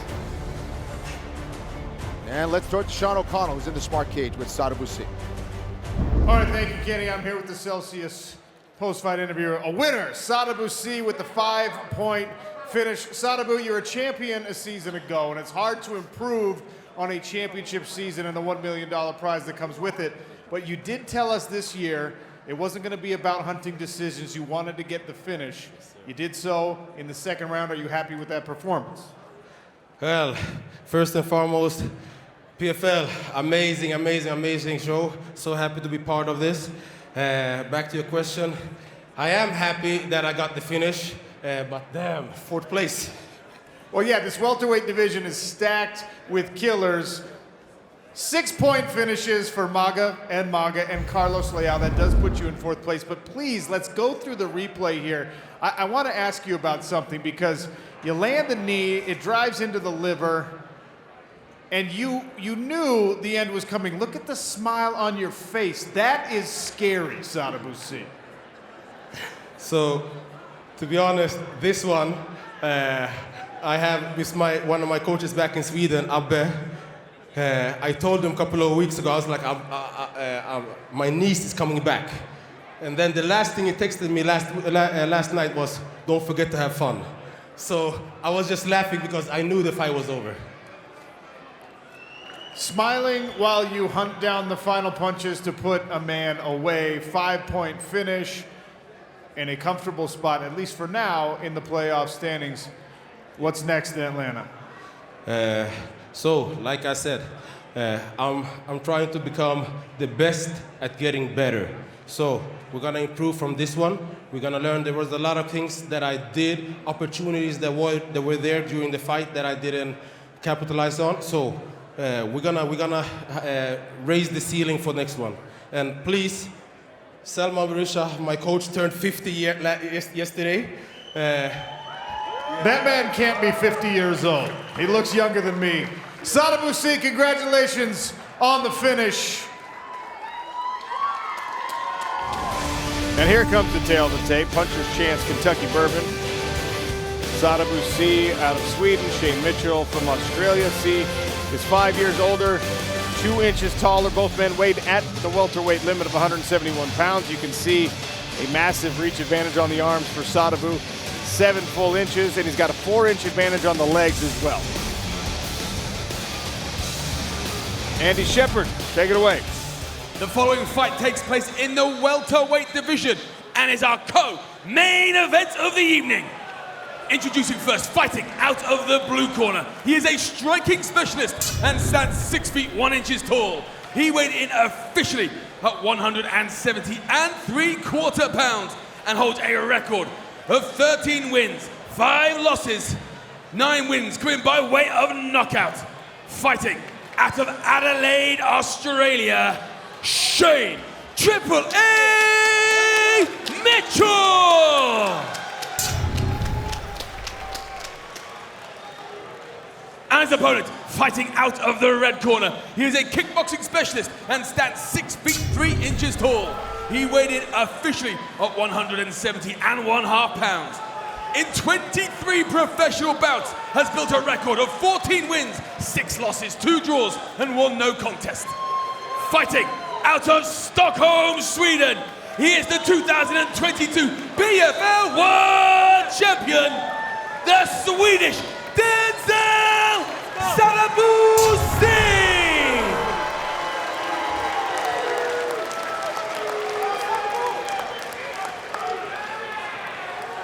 Your referee in charge, Gary Copeland. Gary Copeland equipped with the rev cam. Sadibou in the blue trunks, Shane Mitchell in the gray. Round 1, ready blue. Round 1, ready red. 0 points in the standings right now for Shane Mitchell. Sadibou comes in with 5. Southpaw stance for Sadibou.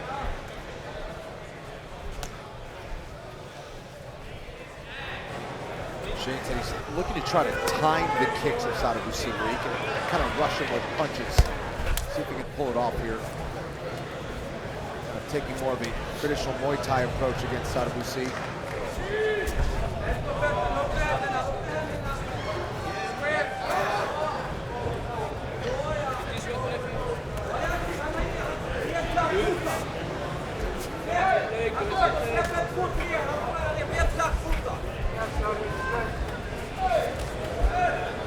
just lifting up that lead leg, trying to take away the leg kicks of Sadibou, trying to tie walk his way into the top of the range.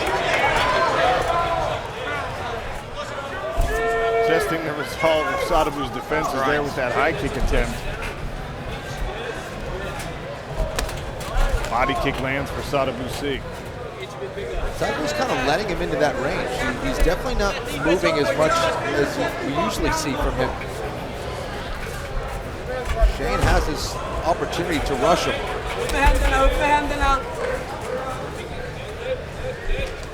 Sadibou circled back out to his right, reclaimed the center, but now Shane Mitchell once again pressuring Sadibou to the outside of the smart cage.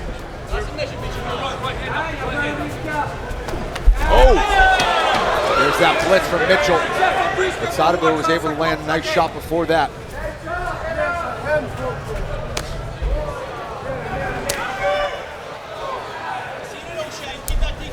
Very calculated on both these guys, trying to figure out where the openings are, set traps, find patterns.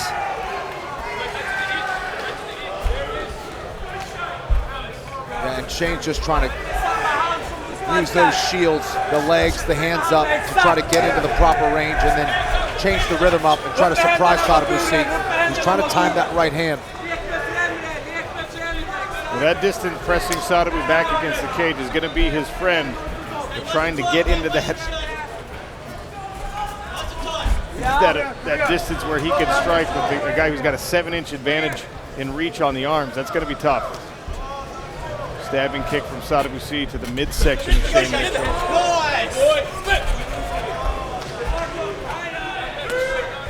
I like to see Sadibou use that jab more. Keep that. There he starts sticking it out there, but Joust can stick that jab in Mitchell's face. To look at the blue corner. Nice, Shane. Keep working him down. Inching. Yeah. Yes. Put some hands on top for me, mate. Keep pushing back.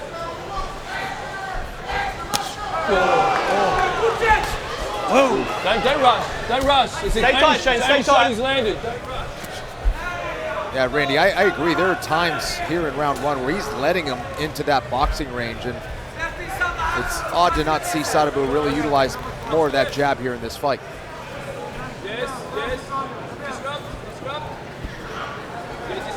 90 seconds remain in round number one. Last year's welterweight champion Sadibou in the blue trunks. Shane Mitchell chasing and stalking, trying to get himself into punching range. Oh, there's that right hand. He crow hopped into that one like he was throwing a baseball. Now they exchange leg kicks. Oh, my goodness. Sadibou. That was quick. The speed of that wheel kick, my goodness. And Shane Mitchell wobbled a little bit. I don't know if he's still a little bit woozy from that. It did land. Sadibou now throws one to the body, spinning back kick. He told us he wanted a viral knockout.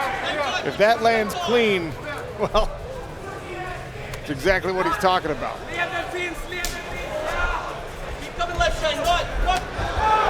Mitchell swings and misses with the right hand, and then the follow-up right high kick glances off the guard of Sadibou, who appears to be kind of settling in now.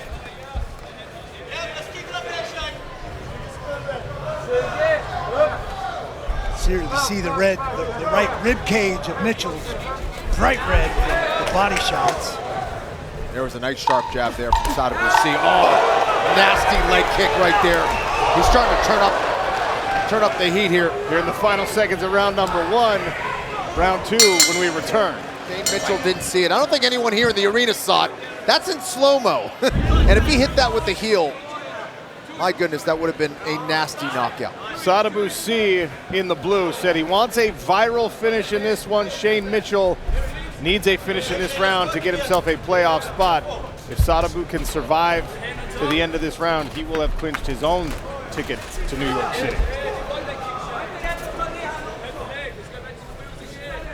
Dan Hardy, we saw Sadibou heating up at the end of round number one. What do you expect here? I think, I think he's kind of starting to find his range. He's tested a couple of things. We've seen that spinning hook kick a couple of times. He picked up his leg as if he was going to do a lead hook kick a minute ago. I think he's looking for a head kick finish here. But Shane is staying so close to him that it's kind of smothering his attack a little bit. But this is going to get more lively as the time passes, I feel. Yeah, you get the sense that Sadibou is trying to lure Mitchell into a cross.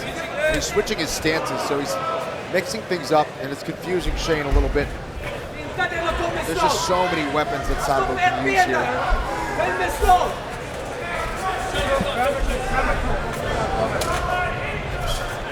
Shane Mitchell's greatest success in this fight so far has come when he really pressures, blitzes with combinations. You can't out-sniper somebody like Sadibou. There's that stepping, traveling knee that we saw Sadibou finish 𝗘𝗨𝗥𝗢𝗣𝗑𝗦 with his first regular season bout. And Sadibou is just so technical. At this kind of pacing, it's too slow. Sadibou is going to see everything coming. He's too technical, he's too quick, he's too smart. Shane needs to really mix things up with his rhythm and have some kind of offbeat attack here to try to throw Sadibou off. great point, Kenny. I don't think you win a pretty fight against someone like Sadibou. You got to make it ugly.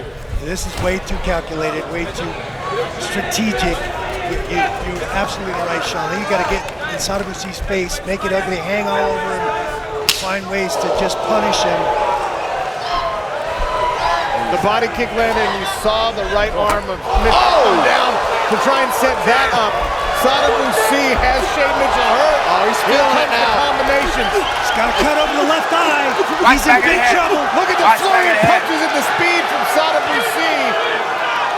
Watch the back of the head. Punches a little bit. He's in knee range.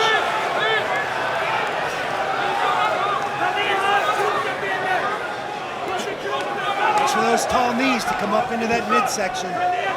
This is where Sadibou could probably back away and watch the reset back of the his head, attack.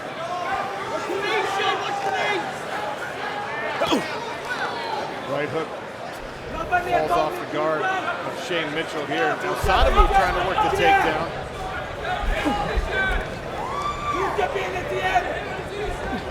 Sadibou switches up to a tie clinch with that height advantage with those long legs. He can really drive that knee into the belly or upstairs to the head. Sadibou staying chest to chest here with Shane Mitchell. Even after the success of that last flurry and combination. Yeah, he might be looking for a takedown. I think this is helping Shane kind of recover from some of those body shots. Let's fight off the cage.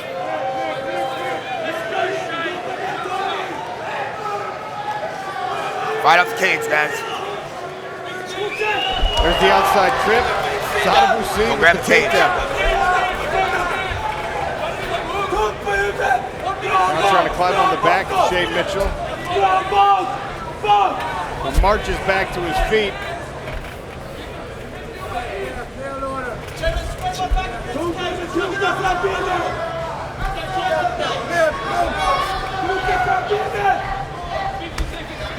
Sadibou staying glued to Shane Mitchell, working that same outside trip with the hands clasped.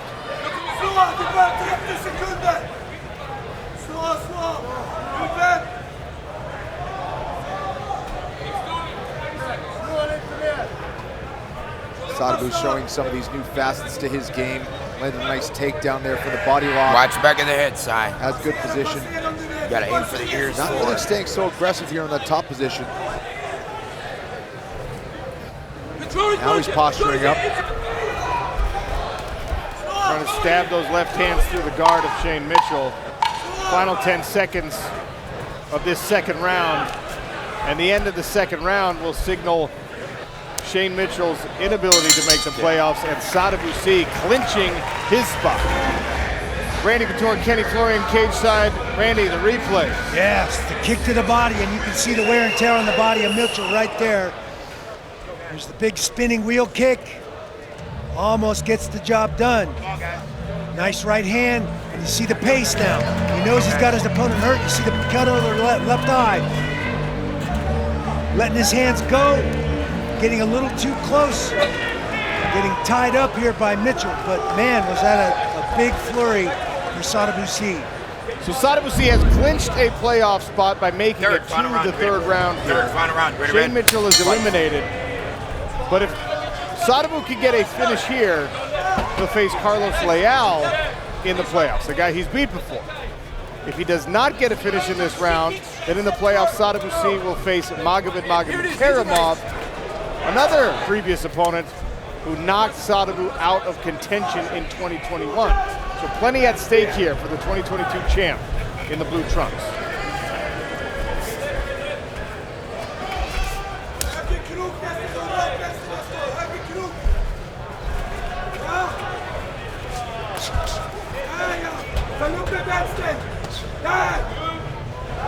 Trying to dial in the left hand, Sadibou in that southpaw stance. Now switches to orthodox. Goes right back to the body. You can see the wear and tear, as Randy mentioned, on the midsection of Shane Mitchell.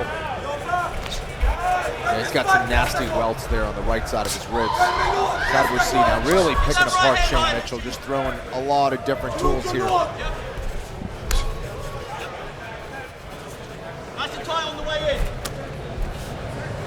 Sadibou C's wife, Manu, sitting close to the cage.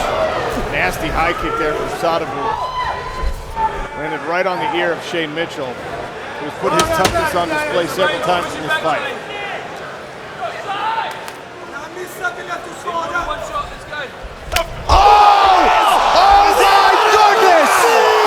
With the wheel kick knockout! The walk-off knockout! Oh my gosh! The third time is the charm for Sadibou C. Nasty! Sadibou C promised a viral finish, and with that wheel kick, he delivered. Wow! And he just walks over casually to us like, yeah, that's what I was looking for, in case you didn't notice. Oh my goodness! Oh, there it is. Oh my gosh. Right on the jaw.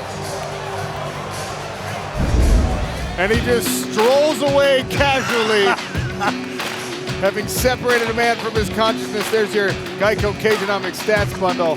We'll take another look at it next.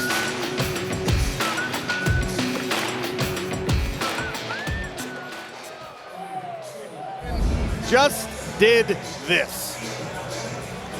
Wow, spinning wheel kick. Yeah, here it is in real time. Just blistering fast. I mean, you heard it. It sounded like a baseball bat breaking. Just spins on a dime, lands it to the perfect spot right on the jaw. I think it got a little bit of the ear as well. Some blood coming out of there on Shane Mitchell. But look at how he rotates. And there he got more of the heel, which is the harder part of the foot, right? And that time, he did not miss. And he just watches all casually. Yep, that's what I was looking for. His wife Manu overcomes the initial shock of watching her husband do that. And look at this! Oh my goodness! With the wheel kick knockout! Dan Hardy in disbelief. Oh my gosh! I love it. 40 miles an hour on that kick. Andy Shepard, make this one official. Referee Gary Copeland calls a halt to the action at 1 minute and 35 seconds of round number 3. Declaring your winner via knockout and clinching a spot in the 2023 PFL playoffs, Sadibou C. So the quest for back-to-back championships stays alive here for Sadibou C. What? What do I have to say about that? That was incredible. You said a viral finish. You tried it a couple of times in the first round and it was just short. And I saw you pull him towards you and then you hit him, right? Yeah. What a beautiful finish. You set that up perfectly. Appreciate that. Yeah, everyone that's a kicker and enjoy kicking, you could see that I had to adjust, I had to recalibrate a little bit, but we finally got it. So you're through to the playoffs. There's a couple of familiar faces in the playoffs, but you're a different fighter to how you were previously, right? How is this year going to be different for you? Man, to be honest, I pride myself on being the best and getting better. I focus on myself, I'm a workhorse, and I am so dedicated and I'm obsessed with this game. I can see that, my friend. I can see the hard work that you're putting in. You're in the playoffs now. You've got the target in your sights. What do you have to do to get that world title again? Man, first and foremost, it feels amazing. And hats off to Mitchell. Pleasure sharing the cage with him. But now, I'm so proud to be back. 5 seasons I've been in the playoffs every day, every year. I just told the bosses, thank you for allowing me to grow in PFL. I believe everyone that's been following me can see the difference from first season and to now becoming a complete fighter, getting the takedown when I need to, when I want to, and yeah, more to come. Congratulations, my friend. The job's done. Ladies and gentlemen, Sadibou C! Tail tape for this fight brought to you by the United States Air Force Reserve. Sadibou C 36, Carlos Leal is 29. Sadibou is a taller fighter at 6'3", and you can see an important number here. Carlos Leal missed weight. That means he starts down a point on the judges' scorecard. Significant reach advantage on both arms and legs for Sadibou C. So keys to victory here, of course, Sadibou C's got to jab and move. He's got to try and keep Liao on the end of that reach so he can set up his kicks and knees to the body. For Liao, take the space away, trap him up against the fence, block the kicks, and punch with power right into the fence. So Sadibou C's got nowhere to go. Andy Shepherd, to you. The following is a semi-final contest in the PFL welterweight division. The winner will face Magomed 𝗘𝗨𝗥𝗢𝗣𝗘 in the $1 million championship. Introducing first, fighting out of the blue corner. He is a Muay Thai specialist and stands 5 feet 11 inches tall. He weighed in officially at 172 pounds. And across his 23 career fights has earned a record of 19 wins and 4 losses. Fighting out of 𝗘𝗨𝗥𝗢𝗣𝗘, Brazil, he is the #2 seed, Carlos the Lion Leal.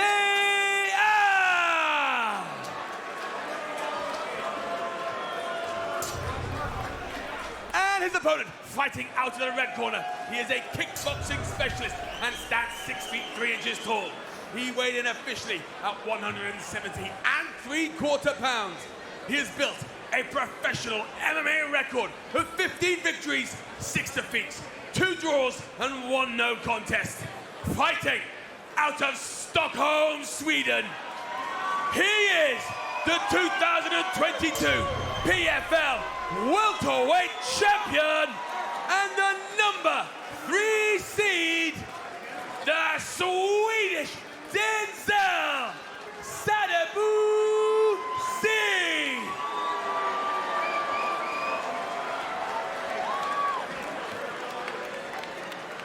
Referee in charge, Keith Peterson. Keith Peterson sporting the ref cam. Sadibou C in the blue, Carlos Leal in the gray. The way the point deduction works for Carlos Leal, Randy, as you're aware, he basically needs to win all 3 rounds of this fight, or he needs to get a finish if he wants to move on to the championship. No small feat against the returning champ on top of that. Carlos Leal getting in the face of Sadibou C very early. Cup check right off the bat.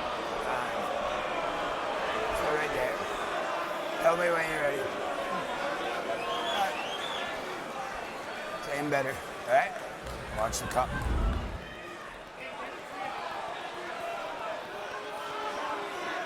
That's the next one, I think.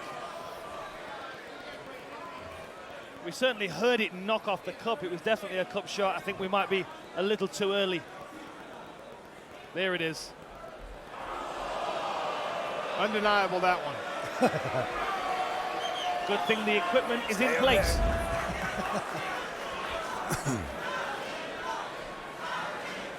Okay. Just keep them clean. Ready? Time in.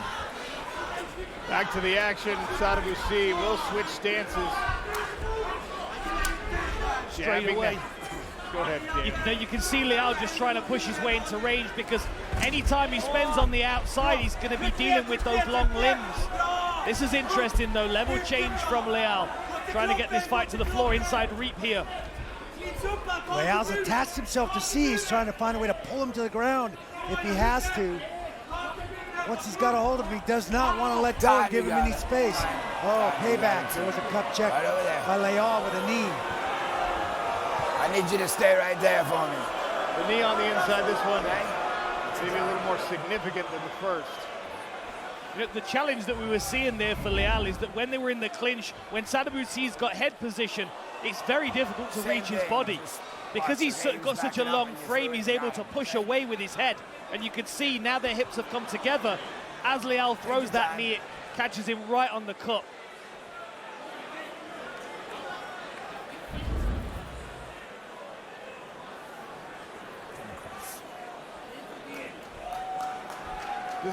Besides the obvious unfortunate situation here in the paint, this is an odd place for fighters to be, Dan, because you get all amped up and mentally ready to get out and start a semi-final fight, And then already 45 seconds in, 2 pauses in the action. That's exactly it. You know, your adrenaline's up, and then it's down, and then it's up again. Especially, you know, because, I mean, it's different for Sadibou 𝗚, who is here to take his time and pick his moment to finish the fight. Carlos Leal's the one with the pressure, the point deduction, the weight miss, the range that he has to close to try and get around these long limbs. And everything about Sadibou 𝗚's game is just sniping you as you move into his striking range. Look how wide-eyed Leal is. He knows he's in danger at any point when he's at range here. Takedown attempt, and Sadibou, as Leal stands back up, just unleashes a flurry. That one landed behind the ear of Carlos Leal. Let's start looking for these knees from Sadibou 𝗚. Now he's got the level change timing of Leal, and he's starting to slow down. Sadibou famously called his last wheel kick knockout, said, I'm gonna have a viral knockout for you. And we tried to get him to be Nostradamus again. We tried to get him to predict what was gonna happen in this fight. He said, watch the knee right up the middle. You know, it's great research. It makes a lot of sense. We saw him use that lead knee really well against 𝗟𝗨𝗥𝗢𝗣𝗚. Took the wind out of him, put him on the canvas, chased him down. Of course, Carlos Leal, shorter, more powerful, trying to get himself into range, but can wrestle as well. And Randy, you're seeing right here the evolution of Sadibou 𝗚's game. Absolutely. He used to hate this position. He didn't want to be chest to chest with you. Even if he was at an advantage, he wanted to be out at range. Now he's very comfortable here and taking, at least trying, to take down Carlos Leal. He's doing something he didn't do 2 years ago, and that's take control of the clinch. He isn't just in there at the mercy and will of his opponent. And that is work ethic. That's putting himself in uncomfortable situations in the training environment for the last 2 years and shoring up that part of his game. Half a round gone, and Sadibou 𝗚 on top of Carlos Leal. Looked like Leal tried to sacrifice throw and ended up on his back. Short uppercuts here from Sadibou 𝗚 as Leal stands back up with this underhook. Really fantastic work with his head position, causing all kinds of problems for Leal. There's that knee.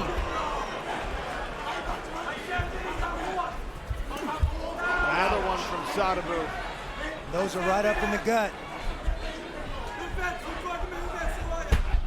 Nice little foot sweep attempt by Carlos Leal. Beautiful footwork. Stay calm, bring him closer to me. Listening to Carlos Leal. We gotta win this round. We got a minute 30 to work. Put him back against the cage. Shoulder strikes. Shoulder strikes in the trip. Make him move forward. Make him walk forward.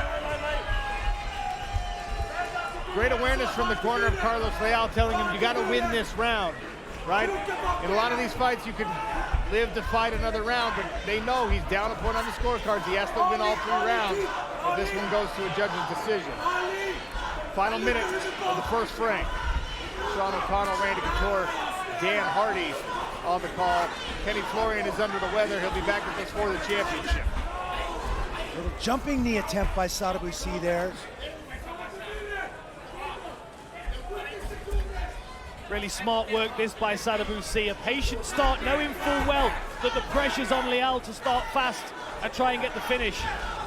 Really good work, slowing everything down, making it feel like his legs and his hips are so far away for Leal to reach.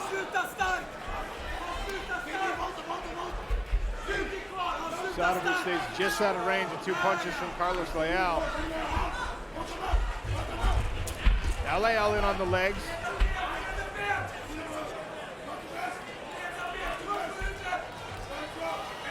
Head inside single attempt by Carlos Leal. Good hand control and overhook by Sadibou 𝗚. Round 2 of this welterweight semifinal when we return to PFL MMA on ESPN. Welcome back to PFL Mixed Martial Arts. That's 𝗟𝗏𝗏𝗘'𝗦. He won a decision earlier. He's headed to a championship. Whoever wins this fight in front of us will be his opponent. Carlos Leal once again trying to start fast in round number 2. Leal in the gray, Sadibou 𝗚, last year's champion, in the blue.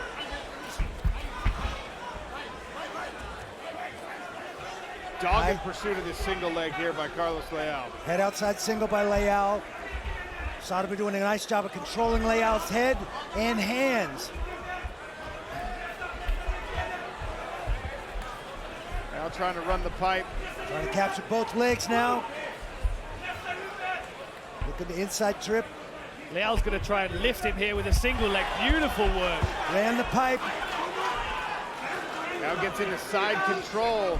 Heavy shoulder pressure from Carlos Leal. This is where he wanted the fight to be if he couldn't land that big knockout, which is so much easier said than done against someone like Sadibou. Carlos Leal pursued this takedown for a good portion of round number 1, gets it in round 2.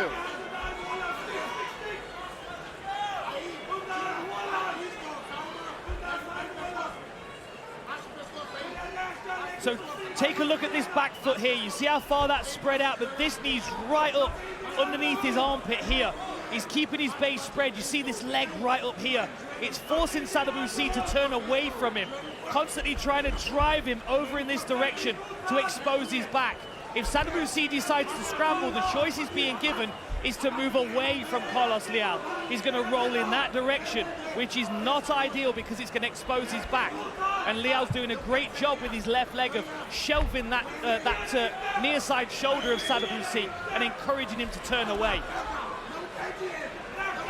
Carlos Leal missed weight for this fight, which set him up -1 point on the judges' scorecards, which means Sadibou, even though he's on his back, being controlled, he's in a position where he can ride out a position like this. He can afford to lose a round, and it won't necessarily sacrifice the entire fight for him, especially because it looks like he won the first round. See, now we're learning something about Sadibou's game now. His takedown defense has vastly improved, but once he's been taken down, he's starting to struggle. We've got 𝗟𝗏𝗄𝗏 sitting cage side here thinking to himself, if I can get Sadibou inside control bottom, I'll be able to dominate him. And Leal is giving 𝗟𝗏𝗄𝗏 that confidence in this round here. Sadibou hasn't figured out he needs that left side, that left hand underhook, and circle towards that left underhook and put him on the right hip and side of his body to start to find a way to scramble up. That's exactly it, Randy. That left arm's got to go underneath. You can see Carlos Leal framing across his bicep to stop him. Now he's looking for a Kimura on that side. Sorry, Sean, carry on. I'm just saying lots of dangerous things going on here with a guy like Carlos Leal on top of you. Sadibou at least now has his belly button turned toward Carlos Leal. If he can get that underhook, he's halfway there. Turning away as Leal was trying to bait him into doing is not going to be good for Sadibou on bottom. He's using that shin, is Sadibou to frame Leal out, hoping he's long enough that he can't reach his head. Now he's lost the far side underhook. Leal continues with the heavy pressure through that shoulder. Foot to your butt. Bring your foot Go out. Oh, scramble. Nice job by Sadibou. Get up, Carlos. Get up right now. Trying to climb the full mount. That's it.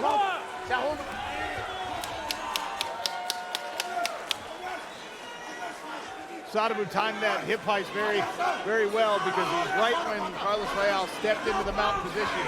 Not a place he wanted to be stuck. When you've got long limbs like that, it does help with those bridges. Nice head position again from Sadibou. Trying to work those knees, but being smothered at the moment by the forward pressure of Carlos Leal. It's always the challenge with the long limbs. You can be your best friend, frame and keep a guy outside, or you can get smothered and have trouble weaving and pummeling those in to make them effective. Right. You can get folded up at close range. It can be quite difficult to utilize those limbs.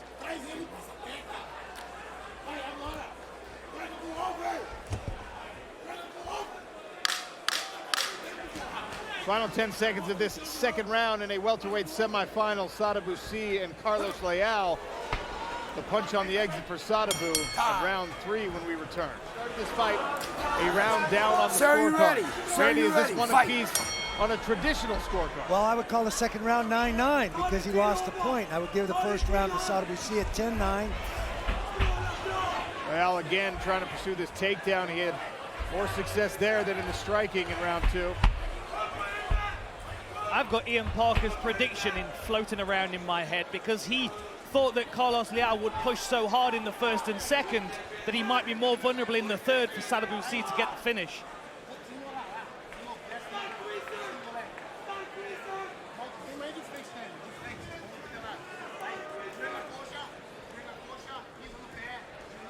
Almost exactly 1 year ago, these two men fought, and Carlos Leal saw a point deduction because of an illegal blow. And he did not like the way that that decision worked out.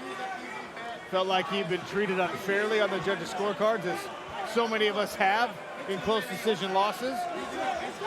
Now he's in a situation where he's pressuring Sadibou against a smart cage barrier, potentially at a disadvantage because of his own weight mix. The question in my mind is whether Leal chose not to make weight, not to deplete himself, to keep his energy, knowing that he didn't want this fight to go to the scorecards anyway. He wants the finish. And so the 1 point wasn't going to matter if he was coming out and shooting for the finish. But we haven't really seen that from Leal. Yes, he's pressured. He's trying to find a way to get this fight to the ground. But even when he had it on the ground, it didn't look like he was trying to finish the fight. You know what would be really frustrating for Carlos Leal is if he doesn't get the finish, but he wins 2 rounds on the scorecards. And it goes to a draw because one of those rounds is scored a 9-9 because of the deduction. And then the tiebreaker in the draw is who made weight, so Sadibou would advance on that technicality. 3 minutes will decide if there's someone feeling a grave injustice. That was the knee we were told to watch for. Sadibou with a vicious knee right in the middle, and again, and then the jab. Catches the advancing Carlos Leal.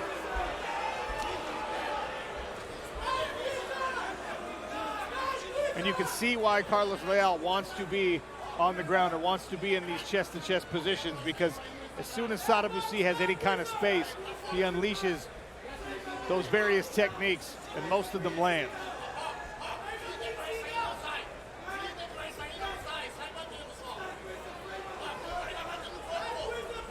Leal is dictating where this fight's happening in this third round, but is he being very effective from this clinch? No, he isn't.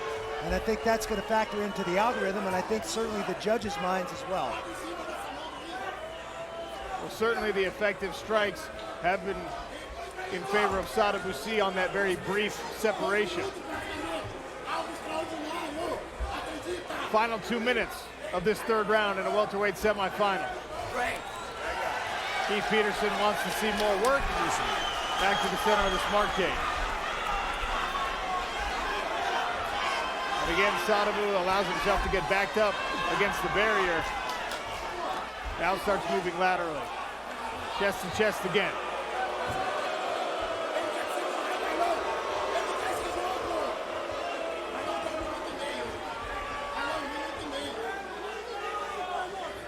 We might need to see these guys over 25 minutes to find a finish because they're so closely matched. Sadibou just can't find the space to land the shots that matter. Carlos Leal with an improvement on his last performance against Sadibou. Oh, spinning back fist on the separation, and a wheel kick. Sadibou brings up, that was a scooping left hand from Carlos Leal that glanced off the forehead of Sadibou. Final minute of this fight. Sadibou looking at the clock, looking up the big screen, can see the clock winding down.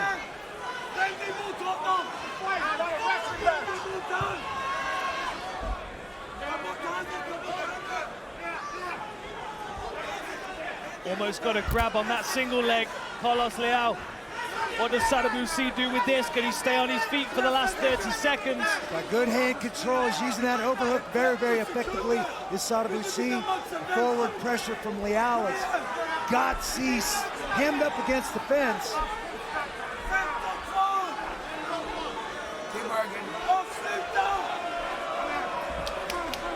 Final 10 seconds of this fight.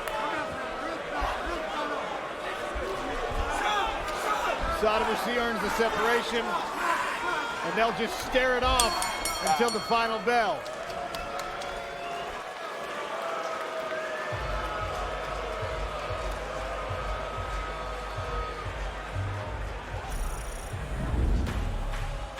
𝗘𝗨𝗥𝗢𝗣 Stats Bundle brought to you by Geico.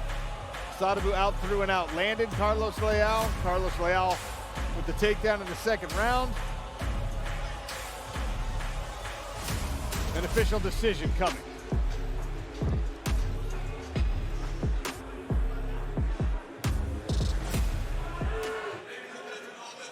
Rounds of action we go to the judges' scorecards. Judge Brian Miner scored about 29-28 for Carlos Leal. Eric Colon scored about 29-28 for Sadibou C. And Judge David Torelli scored about 29-28 for your winner via split decision and advancing to the 2023 PFL World Championship, Sadibou C! Tail of the tape brought to you by Takedown. Sadibou C, 37 years of age. Andrew Sanchez is 36. Sadibou, the taller fighter here. And look at that, an 80-inch reach.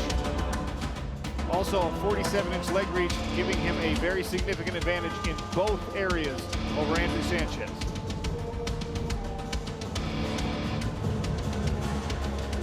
He's a victory in this situation. Sadibou C definitely needs to feint, use his footwork. That's going to keep Andrew Sanchez from taking takedowns on his legs. Keeping it at kicking range. We've seen what he can do with the spinning wheel kicks. Definitely defend takedowns. We can't set it enough. Andrew Sanchez cutting off the cage. Not only when he slipped the punches, making them miss, but also making them pay with distance. Clinch, wrestling, and look for the submission in scrambles. Ladies and gentlemen, the following regular season contest takes place in the light heavyweight division. Introducing first, fighting out of the blue corner. He is a wrestling specialist and stands 6 feet 1 inches tall. He weighed in officially at 204 3/4 pounds, and his record stands at 14 victories and 7 defeats. Fighting out of Charlotte, Illinois, Andrew 𝗘𝗨𝗥𝗢𝗣𝗘'𝗦 Sanchez! And his opponent fighting out of the red corner. He is a kickboxing specialist and stands 6 feet 3 inches tall. He weighed in officially at 205 1/4 pounds, and across his 27-fight career has built a record of 16 victories, 8 defeats, 2 draws, and 1 no contest. Fighting out of Stockholm, Sweden, he is the 2022 PFL Welterweight Champion, the Swedish Denzel Sadibou C!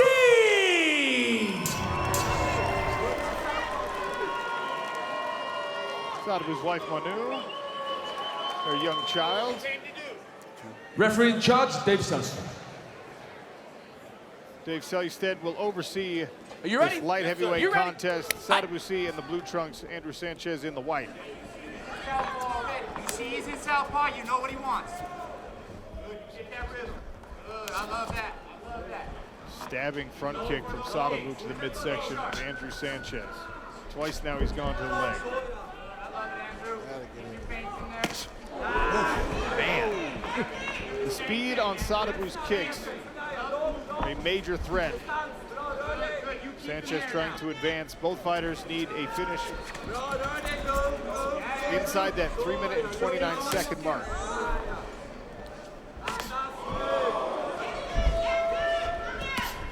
Body kick. Sanchez reached down to catch it, but now you see that elbow straying low. That body kick hurt him.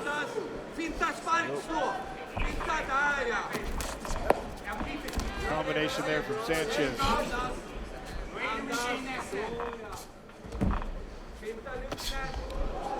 High kick just misses there for Sadibou C. See the red body on Andrew Sanchez already from all the body kicks and the teeps and front kicks. They funny, man. We see it. Our range, in or out. I mean, Sanchez is actually doing what he should be doing. Should be doing a lot of hand fighting with his left hand, trying to push down the southpaw side. Lead with the right hand and maybe go off the takedown off that. So walking forward with the 2-1 with his chin open is not a smart move. I'd like to see Sanchez keep his hands a little higher. We've seen this guy with some wheel kicks and some other kicks to the head that have been pretty remarkable. Even Babe Ruth, one of those, and told us in the fighter interviews he was going to have a viral head kick, and boy, did he. I mean, even the teep kick from close range, he can lift those legs up very high and chamber it and extend from that position. This is what Andrew Sanchez wants. Bullies his way into this position and now pressing Sadibou against the smart cage barrier. And Randy, to the point you made earlier, previously in his career, if you could get Sadibou here, you had a strong chance of beating him because you were going to get him down from this position. He found a great way to stay on his feet most of the time in these last couple of years. And even the times he's hit the ground, he's done a much, much better job of scrambling back to his feet and getting right back up. But he spent the last 3 years really working in this position right here, his defensive wrestling ability. That's the great thing about MMA, the evolution of it. Sanchez is not really known for a body lock takedown. He's more so known for a single leg takedown. So I want to see how much energy he's going to exert. Big knee up the middle by Sadibou, another 3 in a row. Here's that single leg. Good. Put the hot lid, stick.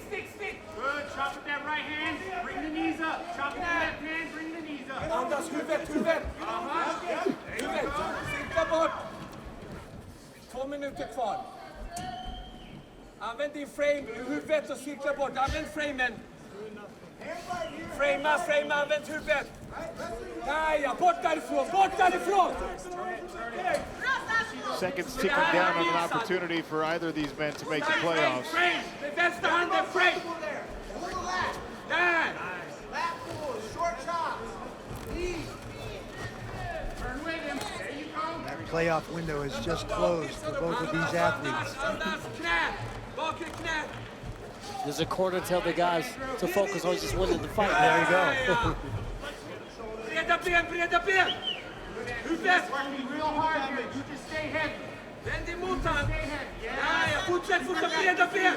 Right now you're looking at the situation right here. You see Andrew Sanchez. He's putting his hand right here on the side of the hip. As he's doing that, he's trying not to get kneed by this left knee right here from Sadibou. But at the end of the day, he is draining his own energy, and I don't know if he wants to be out in the open when they break them with a Sadibou that's long, dangerous, and fresh. So he needs to do some economy of motion and really weigh the cost right here. Is this clinch going to get him the takedown and submission or not? Sanchez now working with his left hand.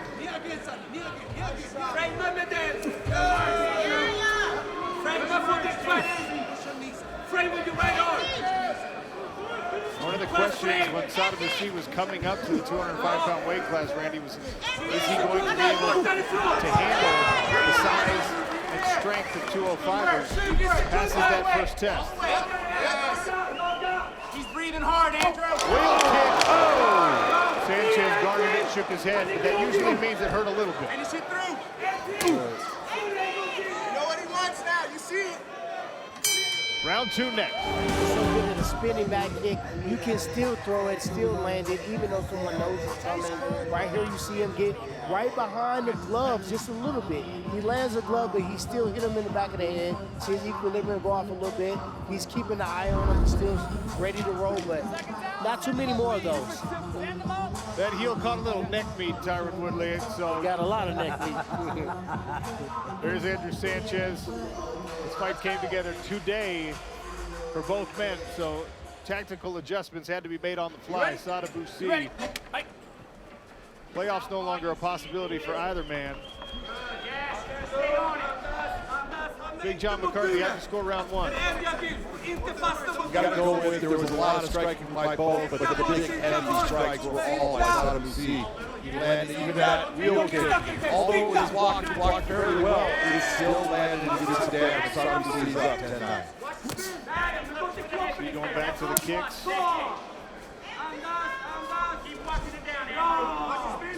Corner of Andrew Sanchez saying, keep walking him down. There's another spinning kick, this time digs into the midsection.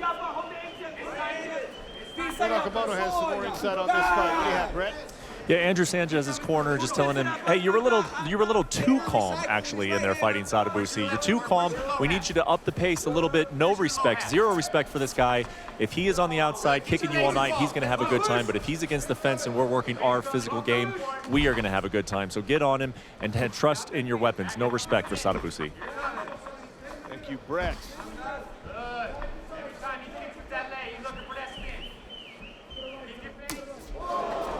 Left leg comes up again to the midsection. A lot of redness showing on the side of Andrew Sanchez. This light heavyweight contest is now just for the second check. Both men were eliminated for playoff contention earlier in the fight. Sadibou just got to be a frustrated person to fight. He's constantly kicking you in the body, kicking at the head, low kicking, then he'll throw a jab. Look at that. And the kicks come up so quickly. Yeah, so fast. It's amazing. I mean, that's 4 in a row. Sadibou just jabbing his own leg into the side of Andrew Sanchez. Touches, and then he leaves. He's almost using his feet as hands. He's effectively giving Andrew Sanchez a pink belly.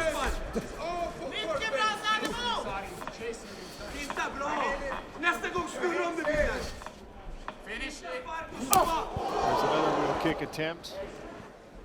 I mean, those even to the hand and wrist on game.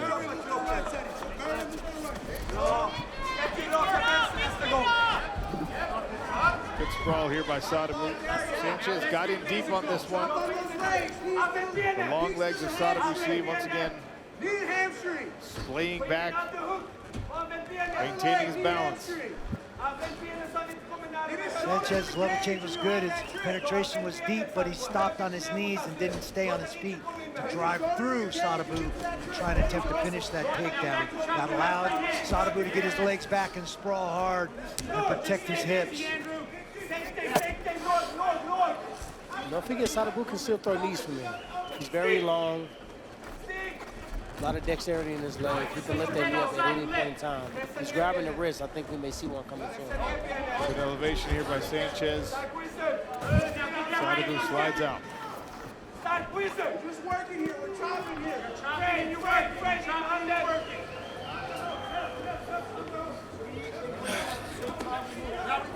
Body work there from Andrew Sanchez on the pressure. I like that. Short chops. You break on your terms and you go to work. Right back to it. Hey, hit that back shoulder to the cage and let's look for a Shoulder grip. punch from Sanchez. It's the second time he's done that. And he's doing a trick when your hands are tied up. You can bring your shoulder back and put it right in the face of your opponent. Inside's not working, hit outside. There it is, right there, outside. Oh, quick. Right, make it clean. Center up. Break from the referee here. The fans voice their approval. Couple deep breaths from Sadibou. There it is. Training camp in Las Vegas. We're about 4,500 feet higher above sea level here. Overhand right from Sanchez. Keep going. And a nice jab. Right hand stance on your back south thought. He's looking for the spin again.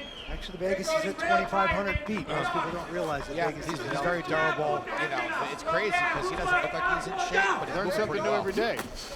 Especially when you're with Randy Couture.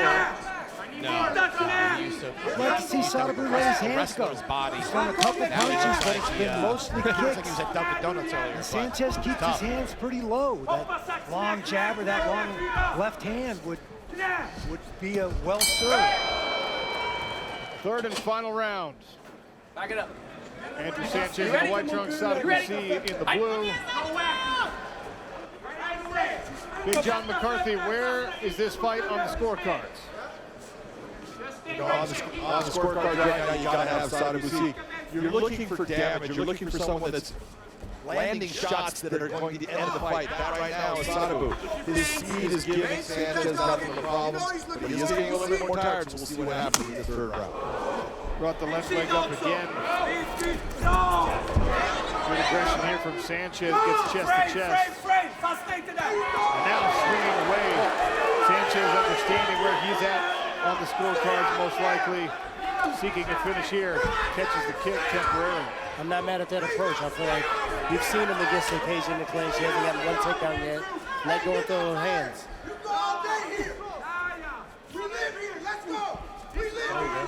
Sadibou tried the scooping uppercut.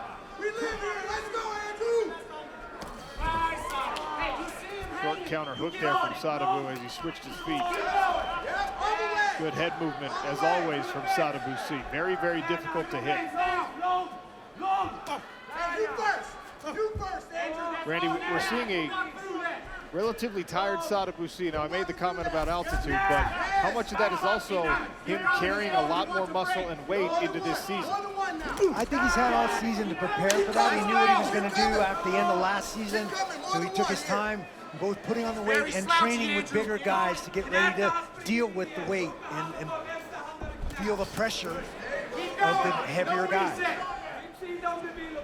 I think the weight muscles are less of the issue because he's not draining his body to get down the weight. Like Yeah, that weight cut, I have no idea how he made 170. I mean, that's an amazing cut from a 6'3" man. I feel like he's wearing the clinch from a... There was that jab. From the southpaw stance, he interrupted the forward motion of Sanchez, who pulls right through it in his takedown attempt. Got the hands locked. Sanchez needs to bounce him off the cage at this point. He needs to press him against the cage, use it as a spring, lock below the button, bounce him off and pull his base from underneath him. Yep. Use that trampoline effect to get him off. That was his chance right there to actually get the takedown. Right now he's going back to where Sadibou can turn linear and become very long. Andrew, he is breathing hard. You stay on it.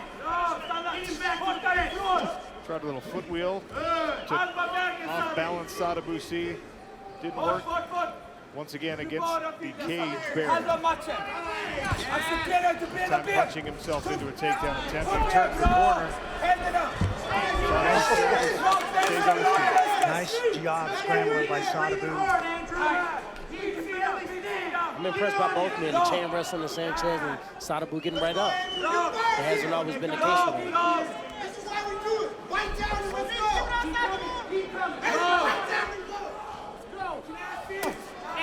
Another attack to the body from Sadibou C. Sadibou's hand's pretty low here. Both guys, actually. Sanchez's best bet is to keep cutting him off, keep walking him down and stay close for him. And try to bang off the clinch. Close it now. Look at that. He's looking for the spin again. Be careful. Good He's in big trouble. Sanchez is big trouble. His legs out there. Sadibou has the gas to finish it here. These are arm punches. There's a right hand that gets through. Randy, you ask your hands, you're getting in. Yeah, now we get it. Sanchez is wobbly still, but Sadibou C. Sadibou got a big shot. The right hand got through again. I have no idea what's keeping Sanchez standing. Nothing now. A 4-point finish. Sadibou C gets the victory. There's that right hand. Caught Sanchez moving in with his hands low, reaching that right hand right there, and you see the legs are gone. He's stuck there. Sadibou picking his shots, and that's the end. The referee has seen enough. A good stoppage because as soon as this fight is waved off, Sanchez collapses against the cage. Well, ladies and gentlemen, our referee calls a halt to the action at 4 minutes and 2 seconds of round number 3. Declaring your winner via TKO, Sadibou C.